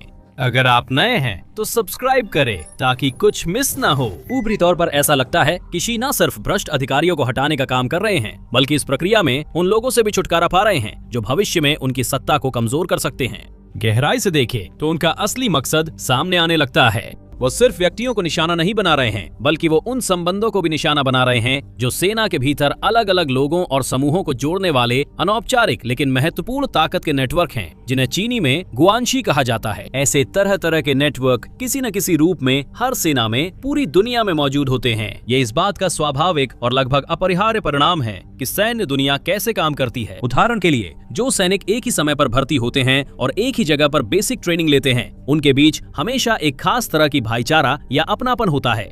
वरिष्ठ अधिकारी अक्सर होनहार सैनिकों को मार्गदर्शन देते हैं और उनके करियर में अन्य स्थानों पर जाने के बाद भी संपर्क बनाए रखते हैं। जो लोग साथ में सेवा करते हैं, उनके बीच स्वाभाविक रूप से एक रिश्ता बन जाता है और भविष्य में जब भी मौका मिलता है, वे एक दूसरे की मदद करने या ख्याल रखने के लिए तैयार रहते हैं। तो भले ही कागजों पर सैन्य बल केवल रैंक, आदेश और औपचारिक कमांड चेन के अनुसार चलते हुए दिखाई देते हैं, लेकिन इसके नीचे रिश्तों की एक परत भी होती है जो चीजों के काम करने के तरीके को प्रभावित करती है। ये बात खास तौर पर चीन जैसी विशाल और जटिल सेना के लिए सच है, जहां गुआनसी को औपचारिक रूप से मान्यता या नियंत्रण नहीं दिया गया है, लेकिन वे चुपचाप पूरे सिस्टम के काम करने के तरीके को आकार देते हैं। उदाहरण के लिए, जब किसी चीनी सैनिक को कोई समस्या होती है तो वो जरूरी नहीं कि देरी और नौकरशाही से निपटने के लिए आधिकारिक चैनलों का ही पालन करना चाहे। वो पुराने कमांडिंग ऑफिसर या पूर्व स्क्वाड साथी से सलाह ले सकता है। कार्मिकों के नजरिए से इस सिस्टम के कई फायदे हैं। उदाहरण के लिए, ये अक्सर तेज और आसान होता है जब सेना के सदस्य, जो एक दूसरे को जानते और भरोसा करते हैं, एक दूसरे की मदद करते हैं, बिना सिस्टम से गुजरे और बिना लाल फीताशाही और मंजूरी की प्रक्रियाओं में उलझे। गुआनसी भरोसा पैदा करता है, संवाद को बढ़ावा देता है और पीएलए में मौजूद अत्यधिक सख्त और कठोर टॉप डाउन संरचनाओं की भरपाई करता है। वॉर ऑन द रॉक्स में लिखते हुए जेम्सटाउन फाउंडेशन के फेलो क्रिस्टोफर नाई ने कहा, चीन में अधिकारियों के लिए अनौपचारिक नेटवर्क पर निर्भर रहना ही सिस्टम में आगे बढ़ने का तरीका है। यही तरीका है जिससे कोई पदोन्नति पाता, जांच में राजनीतिक सुरक्षा लेता और युद्ध क्षेत्र की कमान या प्राथमिकता वाला गोला बारूद के लिए बातचीत करता है। ये गुआनसी एक छतरी बनाते हैं जो आवश्यक संरक्षण और संसाधन देकर पार्टी राज्य में काम करने के लिए जरूरी सुरक्षा देती है। उदाहरण के लिए, गुआनसी की वजह से ही झांग यूशा को सीनो वियतनामी युद्ध के दौरान जब उन्होंने एक पूरा बटालियन और जितनी भी तोपखाने की सहायता चाहिए थी, उसकी मंजूरी मिल पाई थी।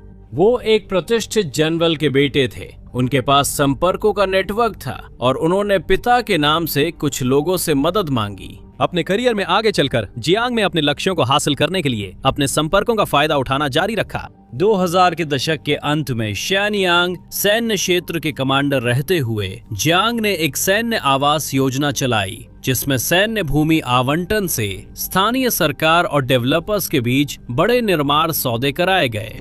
यह सैन्य कर्मियों के लिए बेहद फायदेमंद था, क्योंकि इससे हजारों अधिकारियों के लिए बहुत जरूरी आवास सुनिश्चित हुआ और जियांग ने इसे ऐसे तरीके से किया जिससे आमतौर पर ऐसी उपलब्धि को लगभग असंभव बना देने वाली औपचारिक बाधाओं को पार किया जा सका। चीनी सैन्य इतिहास में ऐसी अनगिनत अन्य कहानियां रही हैं, जिनमें व्यक्तिगत नेटवर्क ने कर्मियों को नौकरशाही बाधाओं को पार करने या ऐसी चीजें हासिल करने में मदद की है जो अगर वे सिस्टम के कठोर नियमों के अनुसार काम करते तो संभव ही नहीं हो पाती। उच्च पदस्थ कमांडर अपने गुआंगसी नेटवर्क में प्रतिभाशाली और महत्वाकांक्षी रंगरूटों को पहचान कर उन्हें ऊंचे पदों पर पदोन्नत कर सकते हैं। अधिकारियों ने अपने संबंधों का इस्तेमाल हथियार खरीद और विभागीय समन्वय में मदद के लिए किया है। निंदक तर्क दे सकते हैं कि ऐसे संबंध सैन्य तंत्र में पक्षपात या असंतुलन लाते हैं। जो लोग बेहतर जानते हैं वे कहेंगे कि ये नेटवर्क उस तंत्र के स्वाभाविक और स्वस्थ उपोत्पाद हैं और सेना को समर्पित होने का परिणाम है। सैनिक हर स्तर पर अपने आसपास के लोगों से संबंध बना ही लेते हैं। एक अधिकारी जो कर्तव्य निभाता है, मार्गदर्शन करता है, मेहनती कर्मचारियों को पुरस्कृत करता है और विभागों में विश्वास बनाता है, उसने कोई नियम नहीं तोड़ा है। उन्होंने उन्हें जो भूमिका दी गई थी उसमें पूरी कोशिश की, लेकिन दुर्भाग्यवश शी ऐसा नहीं मानते। जैसा कि नी ने बताया, चीन के नेता अनौपचारिक नेटवर्क्स को संदेह की नजर से देखते हैं। उनके लिए गुआनशी से हमेशा किसी न किसी स्तर का जोखिम जुड़ा रहता है, क्योंकि अगर पर्याप्त उच्च पदस्थ अधिकारी अपने खुद के संबंध और गुट बना लें तो वे अपनी शक्ति को मजबूत कर सकते हैं, ताकि पार्टी के आदेशों की अवहेलना कर सकें या सेना को अपने हिसाब से ढाल सकें, न कि उनके हिसाब से। शी जिनपिंग की आदर्श सेना वो है जिसमें उच्च कमान बिखरी हो, सक्षम अधिकारी हो जिन्हें कभी भी बदला जा सके और जो सिर्फ सर्वोच्च नेता के प्रति पूरी तरह वफादार हों। वे नहीं चाहते कि वे आपस में संबंध बनाएं या मदद के लिए कभी कभी नियम तोड़ें। वो एक ऐसा सिस्टम चाहते हैं जो पूरी तरह से नियंत्रित और पूरी तरह से पूर्वानुमानित हो, जहां हर कर्मचारी, चाहे उसका अनुभव या वरिष्ठता कुछ भी हो, हर बार बिल्कुल वही करे जो उसे बताया गया है। और इसलिए वो उन लोगों को हटा रहे हैं जो उस दृष्टि में फिट नहीं बैठते, और साथ ही उन अनौपचारिक नेटवर्क्स को भी तोड़ रहे हैं। उन्हें साफ तौर पर लगता है कि यही सही कदम है, अपने लक्ष्यों को हासिल करने का यही एकमात्र तरीका है। असलियत में इससे भला कम और नुकसान ज्यादा हो रहा है, क्योंकि जब आप इतने सारे वरिष्ठ अधिकारियों को इतने कम समय में हटा देते हैं तो आप सिर्फ व्यक्तियों को नहीं हटा रहे, बल्कि उस पूरे सिस्टम को तबाह कर रहे हैं जिसे वे जोड़कर रखे हुए थे। ये कोई निचले स्तर के सैनिक नहीं है, ये वे लोग हैं जिनके पास दशकों का अनुभव है और जिन्होंने उच्चतम स्तर पर अपनी सफलता साबित की है। इस तरह का अनुभव और उससे जुड़ी जो क्षमताएं होती हैं, वे रातों रात नहीं आ जाती। चीफ ऑफ स्टाफ जैसे पदों के लिए तैयार लोग बस इंतजार में नहीं बैठे होते, जो तैयार हों और सक्षम हों कि दुनिया की सबसे बड़ी सैन्य शक्तियों में से एक में उच्च पदों की जिम्मेदारी बिना किसी रुकावट के संभाल सकें। जटिल अभियानों की निगरानी, शाखाओं में रणनीति समन्वय और दबाव में जीवन मृत्यु के फैसले लेना। शी सक्रिय रूप से उन गिने चुने लोगों की जांच, गिरफ्तारी और निष्कासन कर रहे हैं जो इस तरह की भूमिकाओं को उस विश्वस्तरीय मानक पर निभा सकते हैं जिसकी वो अपेक्षा करते हैं, और वो उनकी जगह ऐसे लोगों को ला रहे हैं जो शायद ज्यादा वफादार हों, लेकिन उनमें वही भरोसा, अधिकार और सम्मान नहीं है। नए कमांडरों को ऐसे पदों पर डाला जा रहा है जिनसे वे परिचित नहीं है, ऐसे संगठनों की जिम्मेदारी दी जा रही है जिन्हें उन्होंने बनाया नहीं है, और ऐसी टीमों के साथ काम करना पड़ रहा है जो उन पर पूरी तरह भरोसा नहीं करती और उनसे सबसे सख्त नियमों के तहत काम करने की उम्मीद की जा रही है, जहां एक भी गलती उनके करियर को खत्म कर सकती है। तो अब आगे क्या होगा? नए कमांडर जरूरत से ज्यादा सतर्क हो जाते हैं। वे बेहद सतर्कता के साथ काम करते हैं, लगातार इस डर में रहते हैं कि कहीं कोई गलत कदम ना उठा लें, कोई गलत बात ना कह दें या किसी गलत व्यक्ति के साथ देखे ना जाएं। वे हर चीज को दोबारा जांचते हैं, छोटे जोखिम से बचते हैं और हर प्रक्रिया का पालन करते हैं। इसका असर चीनी सेना की संस्कृति पर भी पड़ेगा। आखिरकार ये संभव है कि एक ऐसा समय आ जाए जब सभी स्तरों के कर्मचारी प्रदर्शन या उत्कृष्टता पर कम और अपनी खुद की सुरक्षा पर ज्यादा ध्यान देने लगे। ऐसा होने पर चीन की दिखाने वाली ताकत खुद ब खुद बिखरने लगती है। आधुनिक युद्ध में गति, पहल और निर्णायक क्षमता जरूरी है, लेकिन चीन ऐसी सेना बना रहा है जिसमें ये तीनों गुण नहीं हैं। एक सेना जो धीमी, हिचकिचाती और डरी हुई है। जैसे जैसे आगे बढ़ेंगे हालात और बिगड़ सकते हैं। जैसे जैसे उनकी सेना अधिक अनुशासित और वफादार बनती जा रही है, वैसे वैसे उसके ईमानदार होने की संभावना भी कम होती जा रही है। असली प्रतिक्रिया गायब हो जाएगी, असहमति की सच्ची आवाजें दबा दी जाएंगी और अब ऐसे लोग नहीं रहेंगे जो बोलने की हिम्मत करें और बताएं कि कोई विचार अच्छा नहीं है या किसी योजना में खामियां हो सकती हैं। अब शी के पास चापलूसों की फौज होगी जो हर कदम की तारीफ करेगी और असहमति जताने से डरेगी। ये एक बेहद खतरनाक स्थिति है, क्योंकि अगर सच बोलने वाला कोई नहीं होगा तो चीन झूठ के आधार पर बड़े सैन्य फैसले ले सकता है।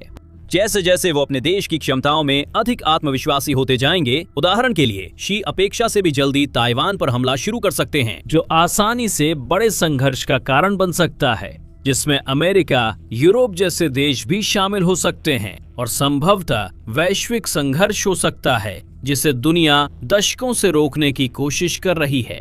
और ये सब एक व्यक्ति के अहंकार और इस बात को सहन न कर पाने की वजह से है कि कोई और उसकी प्रभुत्वता में दखल दे सकता है।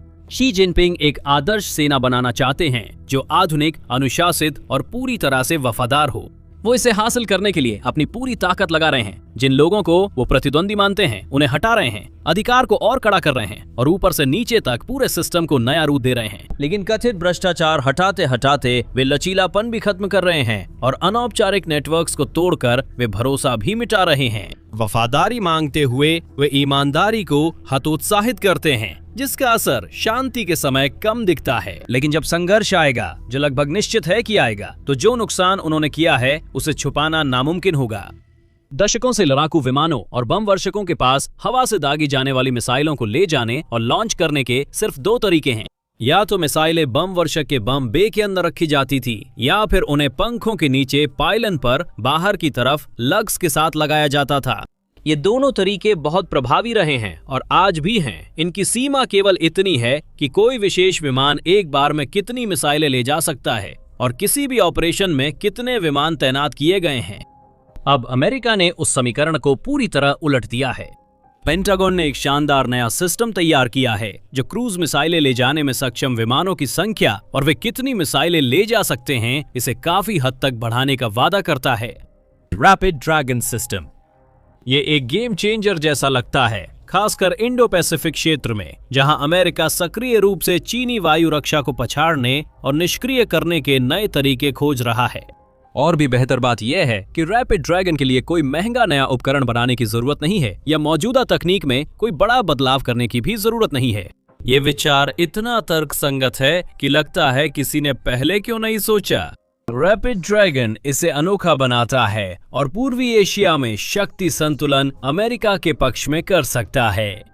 2023 में यूएस एयरफोर्स की रिसर्च लेबोरेटरी ने रैपिड ड्रैगन को एक पैलेटाइज्ड म्यूनिशन एक्सपेरिमेंटेशन अभियान के रूप में परिभाषित किया, जिसमें मौजूदा एयरलिफ्ट प्लेटफॉर्म्स जैसे कि C-130 और C-17 से बिना विमान में कोई बदलाव किए लंबी दूरी की पैलेटाइज्ड म्यूनिशन को एयर ड्रॉप करने की संभावना और संचालनात्मक लाभों का पता लगाया गया। आम भाषा में कहे तो रैपिड ड्रैगन कार्गो विमानों को हथियार ले जाने वाले ऐसे विमान में बदल देता है जो क्रूज मिसाइलें और संभवतः अन्य स्टैंड ऑफ या सेल्फ डिफेंस हथियारों को विमान के पिछले कार्गो रैम से पैलेट्स के जरिए छोड़ सकते हैं। दूसरे शब्दों में कहें तो ये एक कार्गो विमान को ऐसे बॉम्बर में बदल देता है जिसकी हथियार ले जाने की क्षमता सैद्धांतिक रूप से सिर्फ इस बात से सीमित होती है कि कार्गो बे में कितने पैलेट्स आ सकते हैं। कार्गो विमान द्वितीय विश्व युद्ध से दुश्मनों पर बम गिराने में इस्तेमाल हो रहे हैं। 1940 में वारसो बमबारी के दौरान जर्मनों ने Ju-52 ट्रांसपोर्ट विमानों को सहायक बॉम्बर की तरह इस्तेमाल किया। अमेरिका ने वियतनाम युद्ध के दौरान C-130 कार्गो विमानों का इस्तेमाल BLU-82 डेजी कटर गिराने के लिए शुरू किया और 1991 के इराक युद्ध में भी इस तकनीक का इस्तेमाल जारी रखा और अफगानिस्तान में बड़े GBU-34B मुआब बमों के साथ।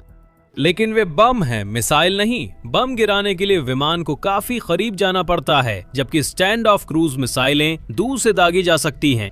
जोखिम तब सहनीय होते हैं जब दुश्मन, जैसे अफगानिस्तान में तालिबान, के पास बहुत कम हवाई सुरक्षा होती है। लेकिन जब आपको चीन जैसे देशों में और उसके आसपास की जटिल बहुस्तरीय सुरक्षा प्रणालियों का सामना करना पड़ता है, तो पिछली पीढ़ियों के कारपेट बमबारी हमले उन विमानों के लिए अक्सर अस्वीकार्य जोखिम लेकर आते हैं जो उन्हें गिराते हैं।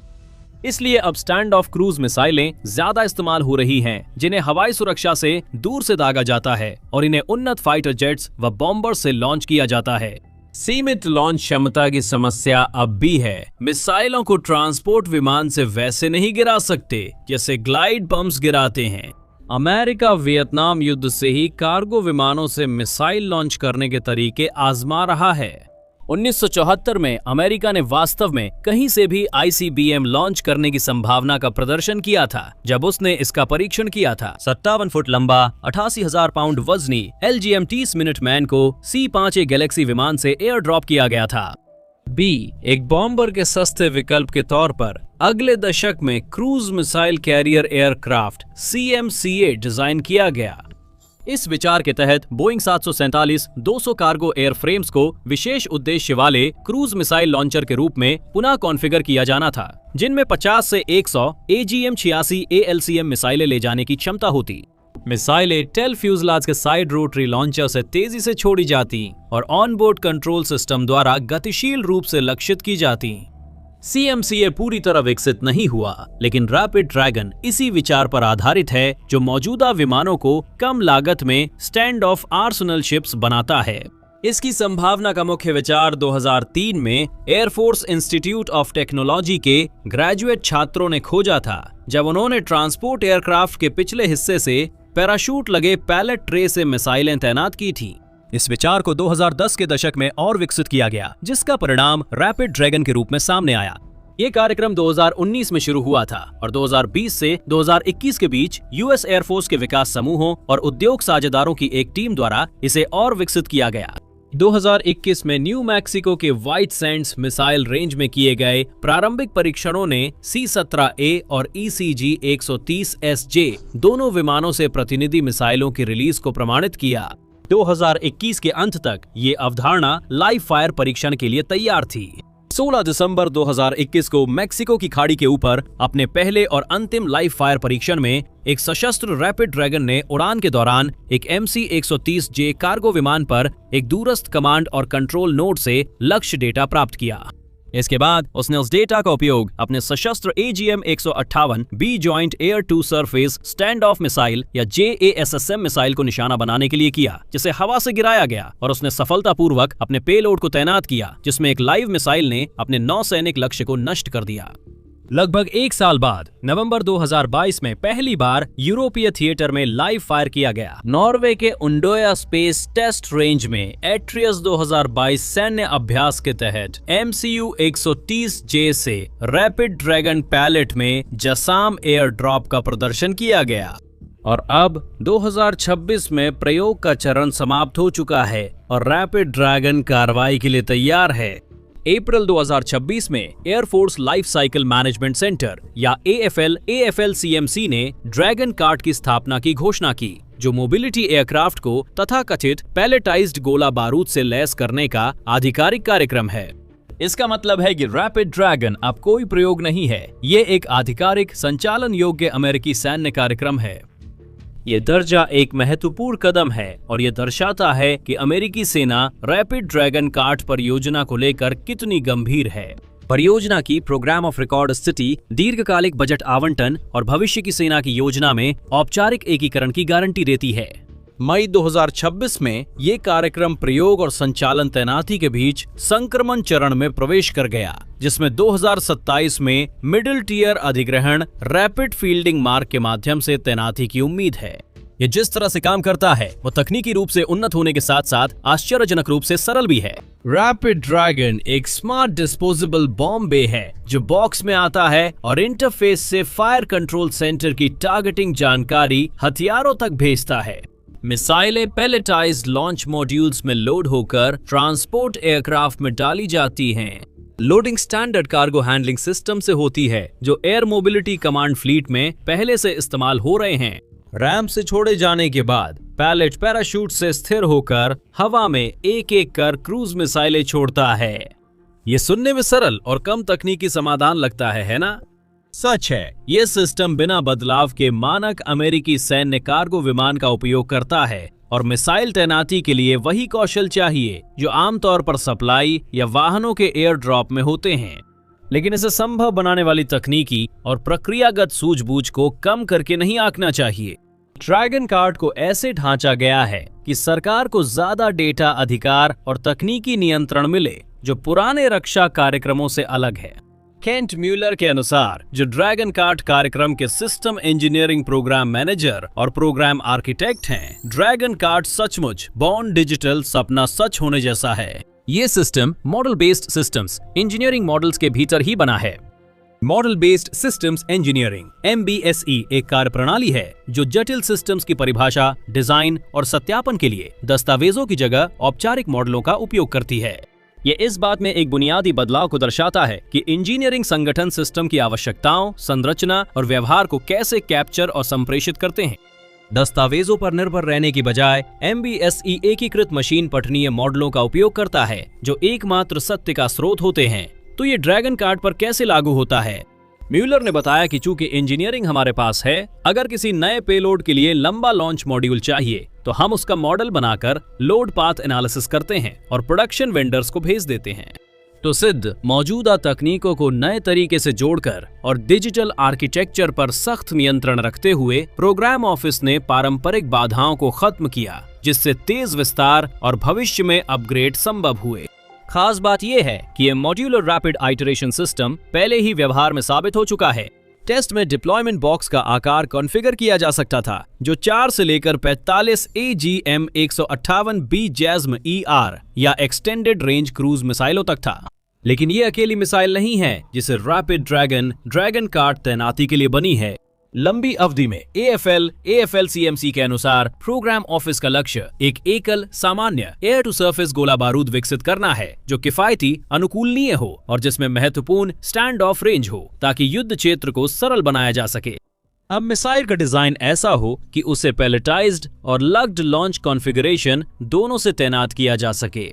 जब तक डिजाइन तैयार नहीं होता, रैपिड ड्रैगन कार्ड सिस्टम मौजूदा और नई क्रूज मिसाइलों को संभालने के लिए डिजाइन किया गया है। लॉकहीड मार्टिन ने पैलेटाइज्ड लॉन्च सिस्टम को जैसम रेंज के कई वेरिएंट्स ले जाने और तैनात करने के लिए डिजाइन और बनाया। इसमें पहले बताई गई AGM-158B JASM ER शामिल है, जो एक stealthy land attack cruise missile है जिसकी रेंज 575 मील है, और इसका BB-2 वेरिएंट जिसमें बेहतर स्टेल्थ और इलेक्ट्रॉनिक वॉरफेयर रेजिलियंस है।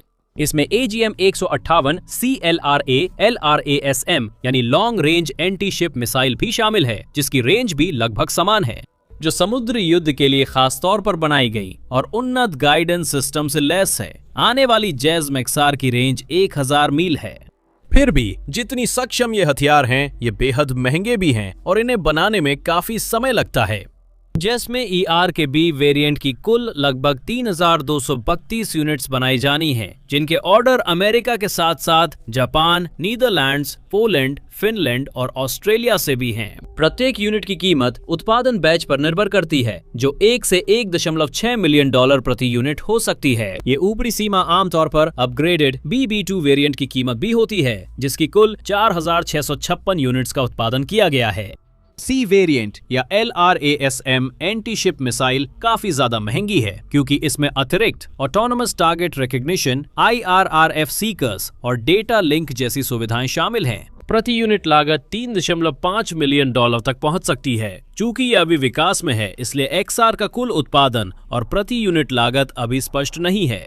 लेकिन लागत से भी बड़ा मुद्दा है उत्पादन दर। सभी वेरिएंट्स की मौजूदा उत्पादन दर सालाना 400 से 500 के बीच है। 2022 में एक नया 2,25,000 वर्ग फुट का उत्पादन केंद्र शुरू किया गया था, ताकि उत्पादन को बढ़ाकर लगभग 1000 यूनिट प्रति वर्ष किया जा सके, जिसका श्रेय रोबोटिक पेंट लाइनों और उन्नत परीक्षण जैसी स्वचालित प्रक्रियाओं को जाता है। समस्या ये है कि अमेरिका इनका इस्तेमाल बहुत तेजी से कर सकता है। ईरान के खिलाफ ऑपरेशन एपिक फ्यूरी की 4 हफ्तों की बमबारी में अमेरिका ने इनका काफी इस्तेमाल किया। इसने अपनी सटीक स्ट्राइक मिसाइलों का 45%, अपने थार इंटरसेप्टर्स का आधा, अपने पैट्रियट वायु रक्षा मिसाइल भंडार का लगभग आधा, अपने टॉम हॉक मिसाइलों का लगभग 30% और अपनी लंबी दूरी की जसैम्स का 20% से अधिक इस्तेमाल कर लिया। इन भंडारों को फिर से भरने में बढ़ी हुई उत्पादन दरों पर भी वर्षों लग जाएंगे। पेंटागन के आंतरिक आकलन चेतावनी दे रहे हैं कि जल्द ही गोला बारूद खत्म हो सकता है। अगर पर्शियन गल्फ में युद्ध फिर से लंबे समय के लिए भड़क उठता है या अमेरिका किसी और संघर्ष में उलझ जाता है, जैसे ताइवान में, तो ये समस्या बहुत जल्दी और भी गंभीर हो सकती है। अब अगर आप सबसे महत्वपूर्ण सैन्य और भू राजनीतिक घटनाक्रमों पर रोजाना समाचार अपडेट और गहराई से विश्लेषण चाहते हैं, तो चैनल को सब्सक्राइब करना ना भूलें। द मिलिट्री शो पर आपको YouTube पर सबसे विस्तृत, सटीक और सूचनाप्रद सैन्य सामग्री मिलेगी। रैपिड ड्रैगन निश्चित रूप से उन मिसाइलों की संख्या बढ़ा देगा जिन्हें अमेरिका तेजी से तैनात कर सकता है। F-22 Raptor air to air मिशनों में 8 मिसाइलें ले जा सकता है, जिनमें 6 AIM-120 AMRAAMS और 2 AIM-9 साइड वाइंडर शामिल हैं। F-35 लाइटनिंग 2 अधिकतम स्टिल्थ मोड में ऑपरेट करते समय आंतरिक रूप से 4 AIM-120 AMRAAM air to air मिसाइलें ले जाता है। एक नया साइड किक रैक आंतरिक कुल क्षमता को 6 एम रैम तक बढ़ा देगा, लेकिन साइड वाइंडर जैसी शॉर्ट रेंज हथियारों को बाहरी विंग पाइलन पर लगाना पड़ता है, जिससे जेट की रडार से बचने की क्षमता प्रभावित होती है। B-52 स्ट्रैटोफोर्ट्रेस अधिकतम 20 जैसम क्रूज मिसाइलें ले सकता है, जिनमें 8 अंदर और 12 बाहर लगती हैं, या 24 जैसम ER या LRASM आंतरिक रूप से। इसकी बाहरी पेलोड क्षमता को और भी भारी भार ले जाने के लिए अपग्रेड किया जा रहा है। एक बी लांसर आंतरिक रूप से 24 जैसम ER या LRASM क्रूज मिसाइलें ले जा सकता है, लेकिन नए बाहरी पायलन के साथ इसकी कुल क्षमता 36 मिसाइलों तक बढ़ सकती है। ये एक डरावनी मारक क्षमता है, लेकिन इसमें एक पेच है। जैसम ले जाने वाले बॉम्बर्स में अमेरिका के पास केवल 75 B-52 और 45 या 46 B-1 बी लांसर ही सक्रिय सेवा में हैं। अब वास्तव में रैपिड ड्रैगन कार्ट प्रोजेक्ट सैकड़ों मालवाहक परिवहन विमानों को सहायक बॉम्बर में बदलकर उस कुल संख्या को नाटकीय रूप से बढ़ा देगा। अमेरिका के पास सेवा में मालवाहक विमानों का एक विशाल बेड़ा है, जिसमें 222 C-17A Globemaster 3, 151 C-130J Super Hercules, 126 C-130H Hercules 57, MC-130J और 39 HC-130JS शामिल हैं। इन विमानों को सामान्य माल की जगह ड्रैगन कार्ट पैलेट्स लोड कर आसानी से बॉम्बर में बदला जा सकता है। अमेरिका के पास सेवा में 52 C-5M सुपर गैलेक्सी भी हैं। हालांकि इनकी बची हुई सेवा अवधि कम होती जा रही है, इसलिए इन्हें बॉम्बर के रूप में इस्तेमाल करने के बजाय रणनीतिक परिवहन मिशनों के लिए बचाकर रखा जाएगा। ये मालवाहक विमान एक ही बहु विमान मिशन में तैनात किए जा सकने वाले मिसाइलों की संख्या को नाटकीय रूप से बढ़ा सकते हैं। एक C-130 दो रैपिड ड्रैगन पैलेट्स के इस्तेमाल से लक्ष्य से 620 से लेकर 1180 मील की सुरक्षित दूरी से 12 जैस्म क्रूज मिसाइलें ताक सकता है। बड़ा C-17 4 रैपिड ड्रैगन पैलेट्स ले जा सकता है। हर पैलेट में 9 मिसाइलें होती हैं, यानी कुल 36 मिसाइलें, जिनमें 1100 पाउंड के वारहेड्स लगे होते हैं। लेकिन अगर मिसाइलें पर्याप्त नहीं हैं और उन्हें तैयार करने में सालों व अरबों डॉलर लग सकते हैं, तो दागने की अतिरिक्त क्षमता बनाने का कोई मतलब नहीं है। इसीलिए जैसा पहले बताया गया, लंबे समय में अमेरिका ड्रैगन कार्ट सिस्टम के लिए एक ही किफायती और बड़े पैमाने पर तैयार की जा सकने वाली मिसाइल विकसित करना चाहता है।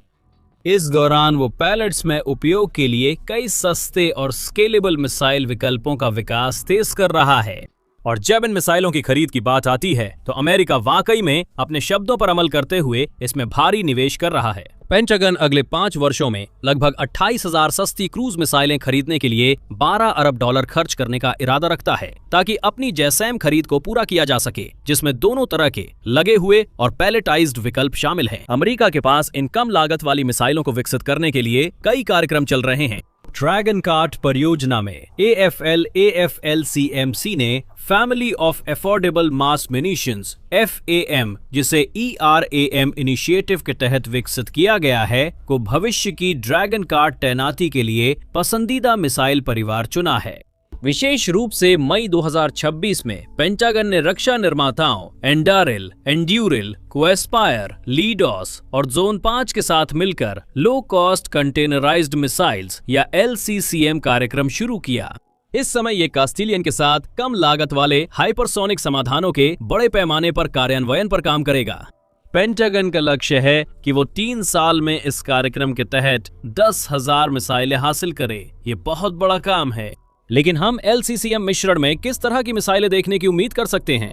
एंड्यूरल ने बताया कि इस कार्यक्रम में उसका योगदान सतह से लॉन्च होने वाली बैराकुडा 500M मिसाइल होगी, जिसे हवा से भी लॉन्च किया जा सकता है। इस मिसाइल की घोषित पेलोड क्षमता 100 पाउंड तक है और हवा से लॉन्च करने पर इसकी अधिकतम रेंज 500 मील तक होने की उम्मीद है। कंपनी अगले 3 सालों में हर साल अमेरिकी सेना को कम से कम 1000 ऐसे हथियार देने की योजना बना रही है। लाइडार का कहना है कि वो LCCM डिजाइन देगा, जो उसकी air launch AGM-190A small cruise missile SCM black arrow पर किए गए मौजूदा काम का लाभ लेगा। ये अमेरिकी स्पेशल ऑपरेशंस कमांड SOCOM के लिए विकसित किया गया था। मिसाइल 200 पाउंड गोला बारूद ले जाती है और 400 से ज्यादा नॉटिकल मील की रेंज पा चुकी है। कंपनी इस नए फ्रेमवर्क समझौते के तहत 3000 यूनिट्स डिलीवर करने की योजना बढ़ा रही है। अभी ये साफ नहीं है कि को एस्पायर और जोन 5 कौन से डिजाइन लाएंगे, लेकिन संभवतः ये ERAM प्रोग्राम की मौजूदा मिसाइलों के संशोधित वर्जन होंगे और ये एक रोमांचक संभावना लगती है। को एस्पायर की ERAM डिजाइन को rapidly adaptable affordable cruise missile या RACAM कहा जाता है। ये एक मॉड्यूलर कम लागत वाली क्रूज मिसाइल है जो 3D प्रिंटिंग का उपयोग करके लागत घटाती है और उत्पादन को तेजी से बढ़ाना संभव बनाती है। ER या एक्सटेंडेड रेंज वेरिएंट की रेंज कथित तौर पर 1000 मील से अधिक है। रस्टी डैगर पहले यूक्रेन को दिखावे के लिए बना था, बाद में ERAM प्रोग्राम के तहत घरेलू उपयोग में लिया गया।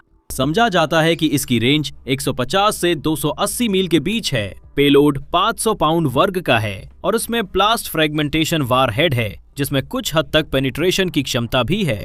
बजट प्रस्ताव में कम लागत पर हाइपरसोनिक विकल्प स्केलिंग की बात है। कास्टिलियन कम लागत वाली हाइपरसोनिक ब्लैकबर्ड मिसाइल बनाता है। बहुत सी सटीक जानकारी नहीं है, पर कुछ आधिकारिक रिकॉर्ड से मिल सकती हैं। सेना के 2026 वित्तीय वर्ष के प्रस्तावित बजट के अनुसार ब्लैकबर्ड GL या ग्राउंड लॉन्च्ड का लक्ष्य लगभग 80% प्रिसीजन स्ट्राइक मिसाइल इंक्रीमेंट 4 की क्षमता को काफी कम लागत पर उपलब्ध कराना है। इंक्रीमेंट 4 का उद्देश्य PRSM की रेंज को 310 मील से बढ़ाकर 620 मील करना है, तो उस क्षमता का 80% ब्लैकबर्ड को लगभग 500 मील की रेंज देगा। ये स्पष्ट नहीं है कि इसमें किस तरह का पेलोड होगा। बोइंग की JJDAM-LR क्रूज मिसाइल और उसकी समुद्री हमला संस्करण रैपिड ड्रैगन सिस्टम के लिए उपयुक्त विकल्प हैं। दोनों ही 500 पाउंड के वारहेड्स को 375 मील दूर स्थित लक्ष्यों तक पहुंचा सकती हैं।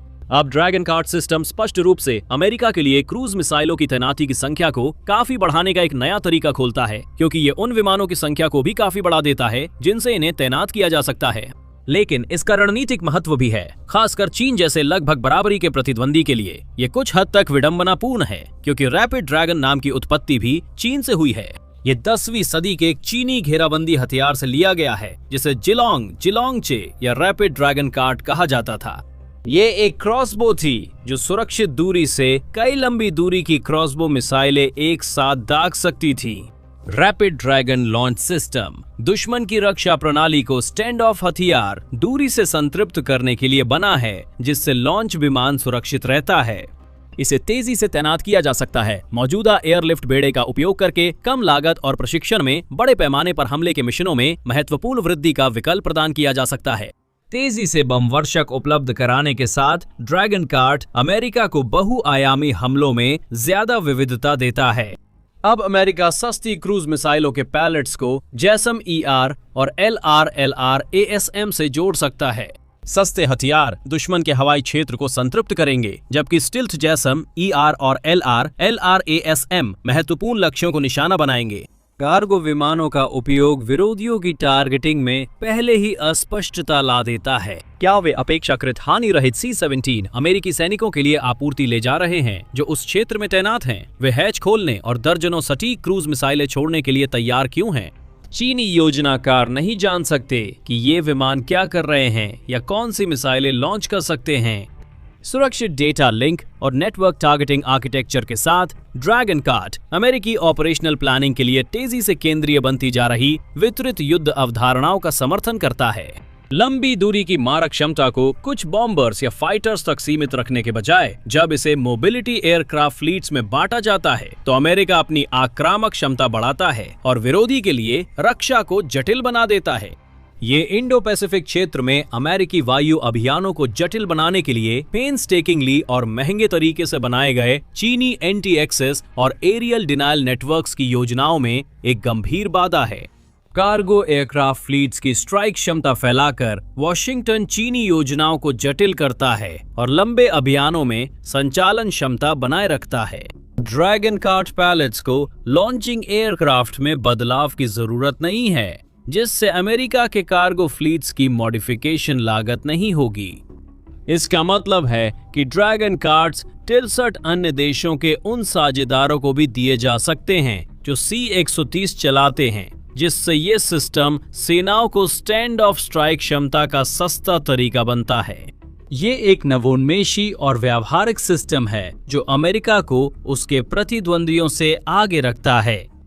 हम निश्चित रूप से घटनाक्रम पर करीबी नजर रखेंगे और आपको अपडेट देते रहेंगे। ये अमेरिका की इकलौती सैन्य प्रगति नहीं है जो शी जिनपिंग को रातों को जगाए रखती है।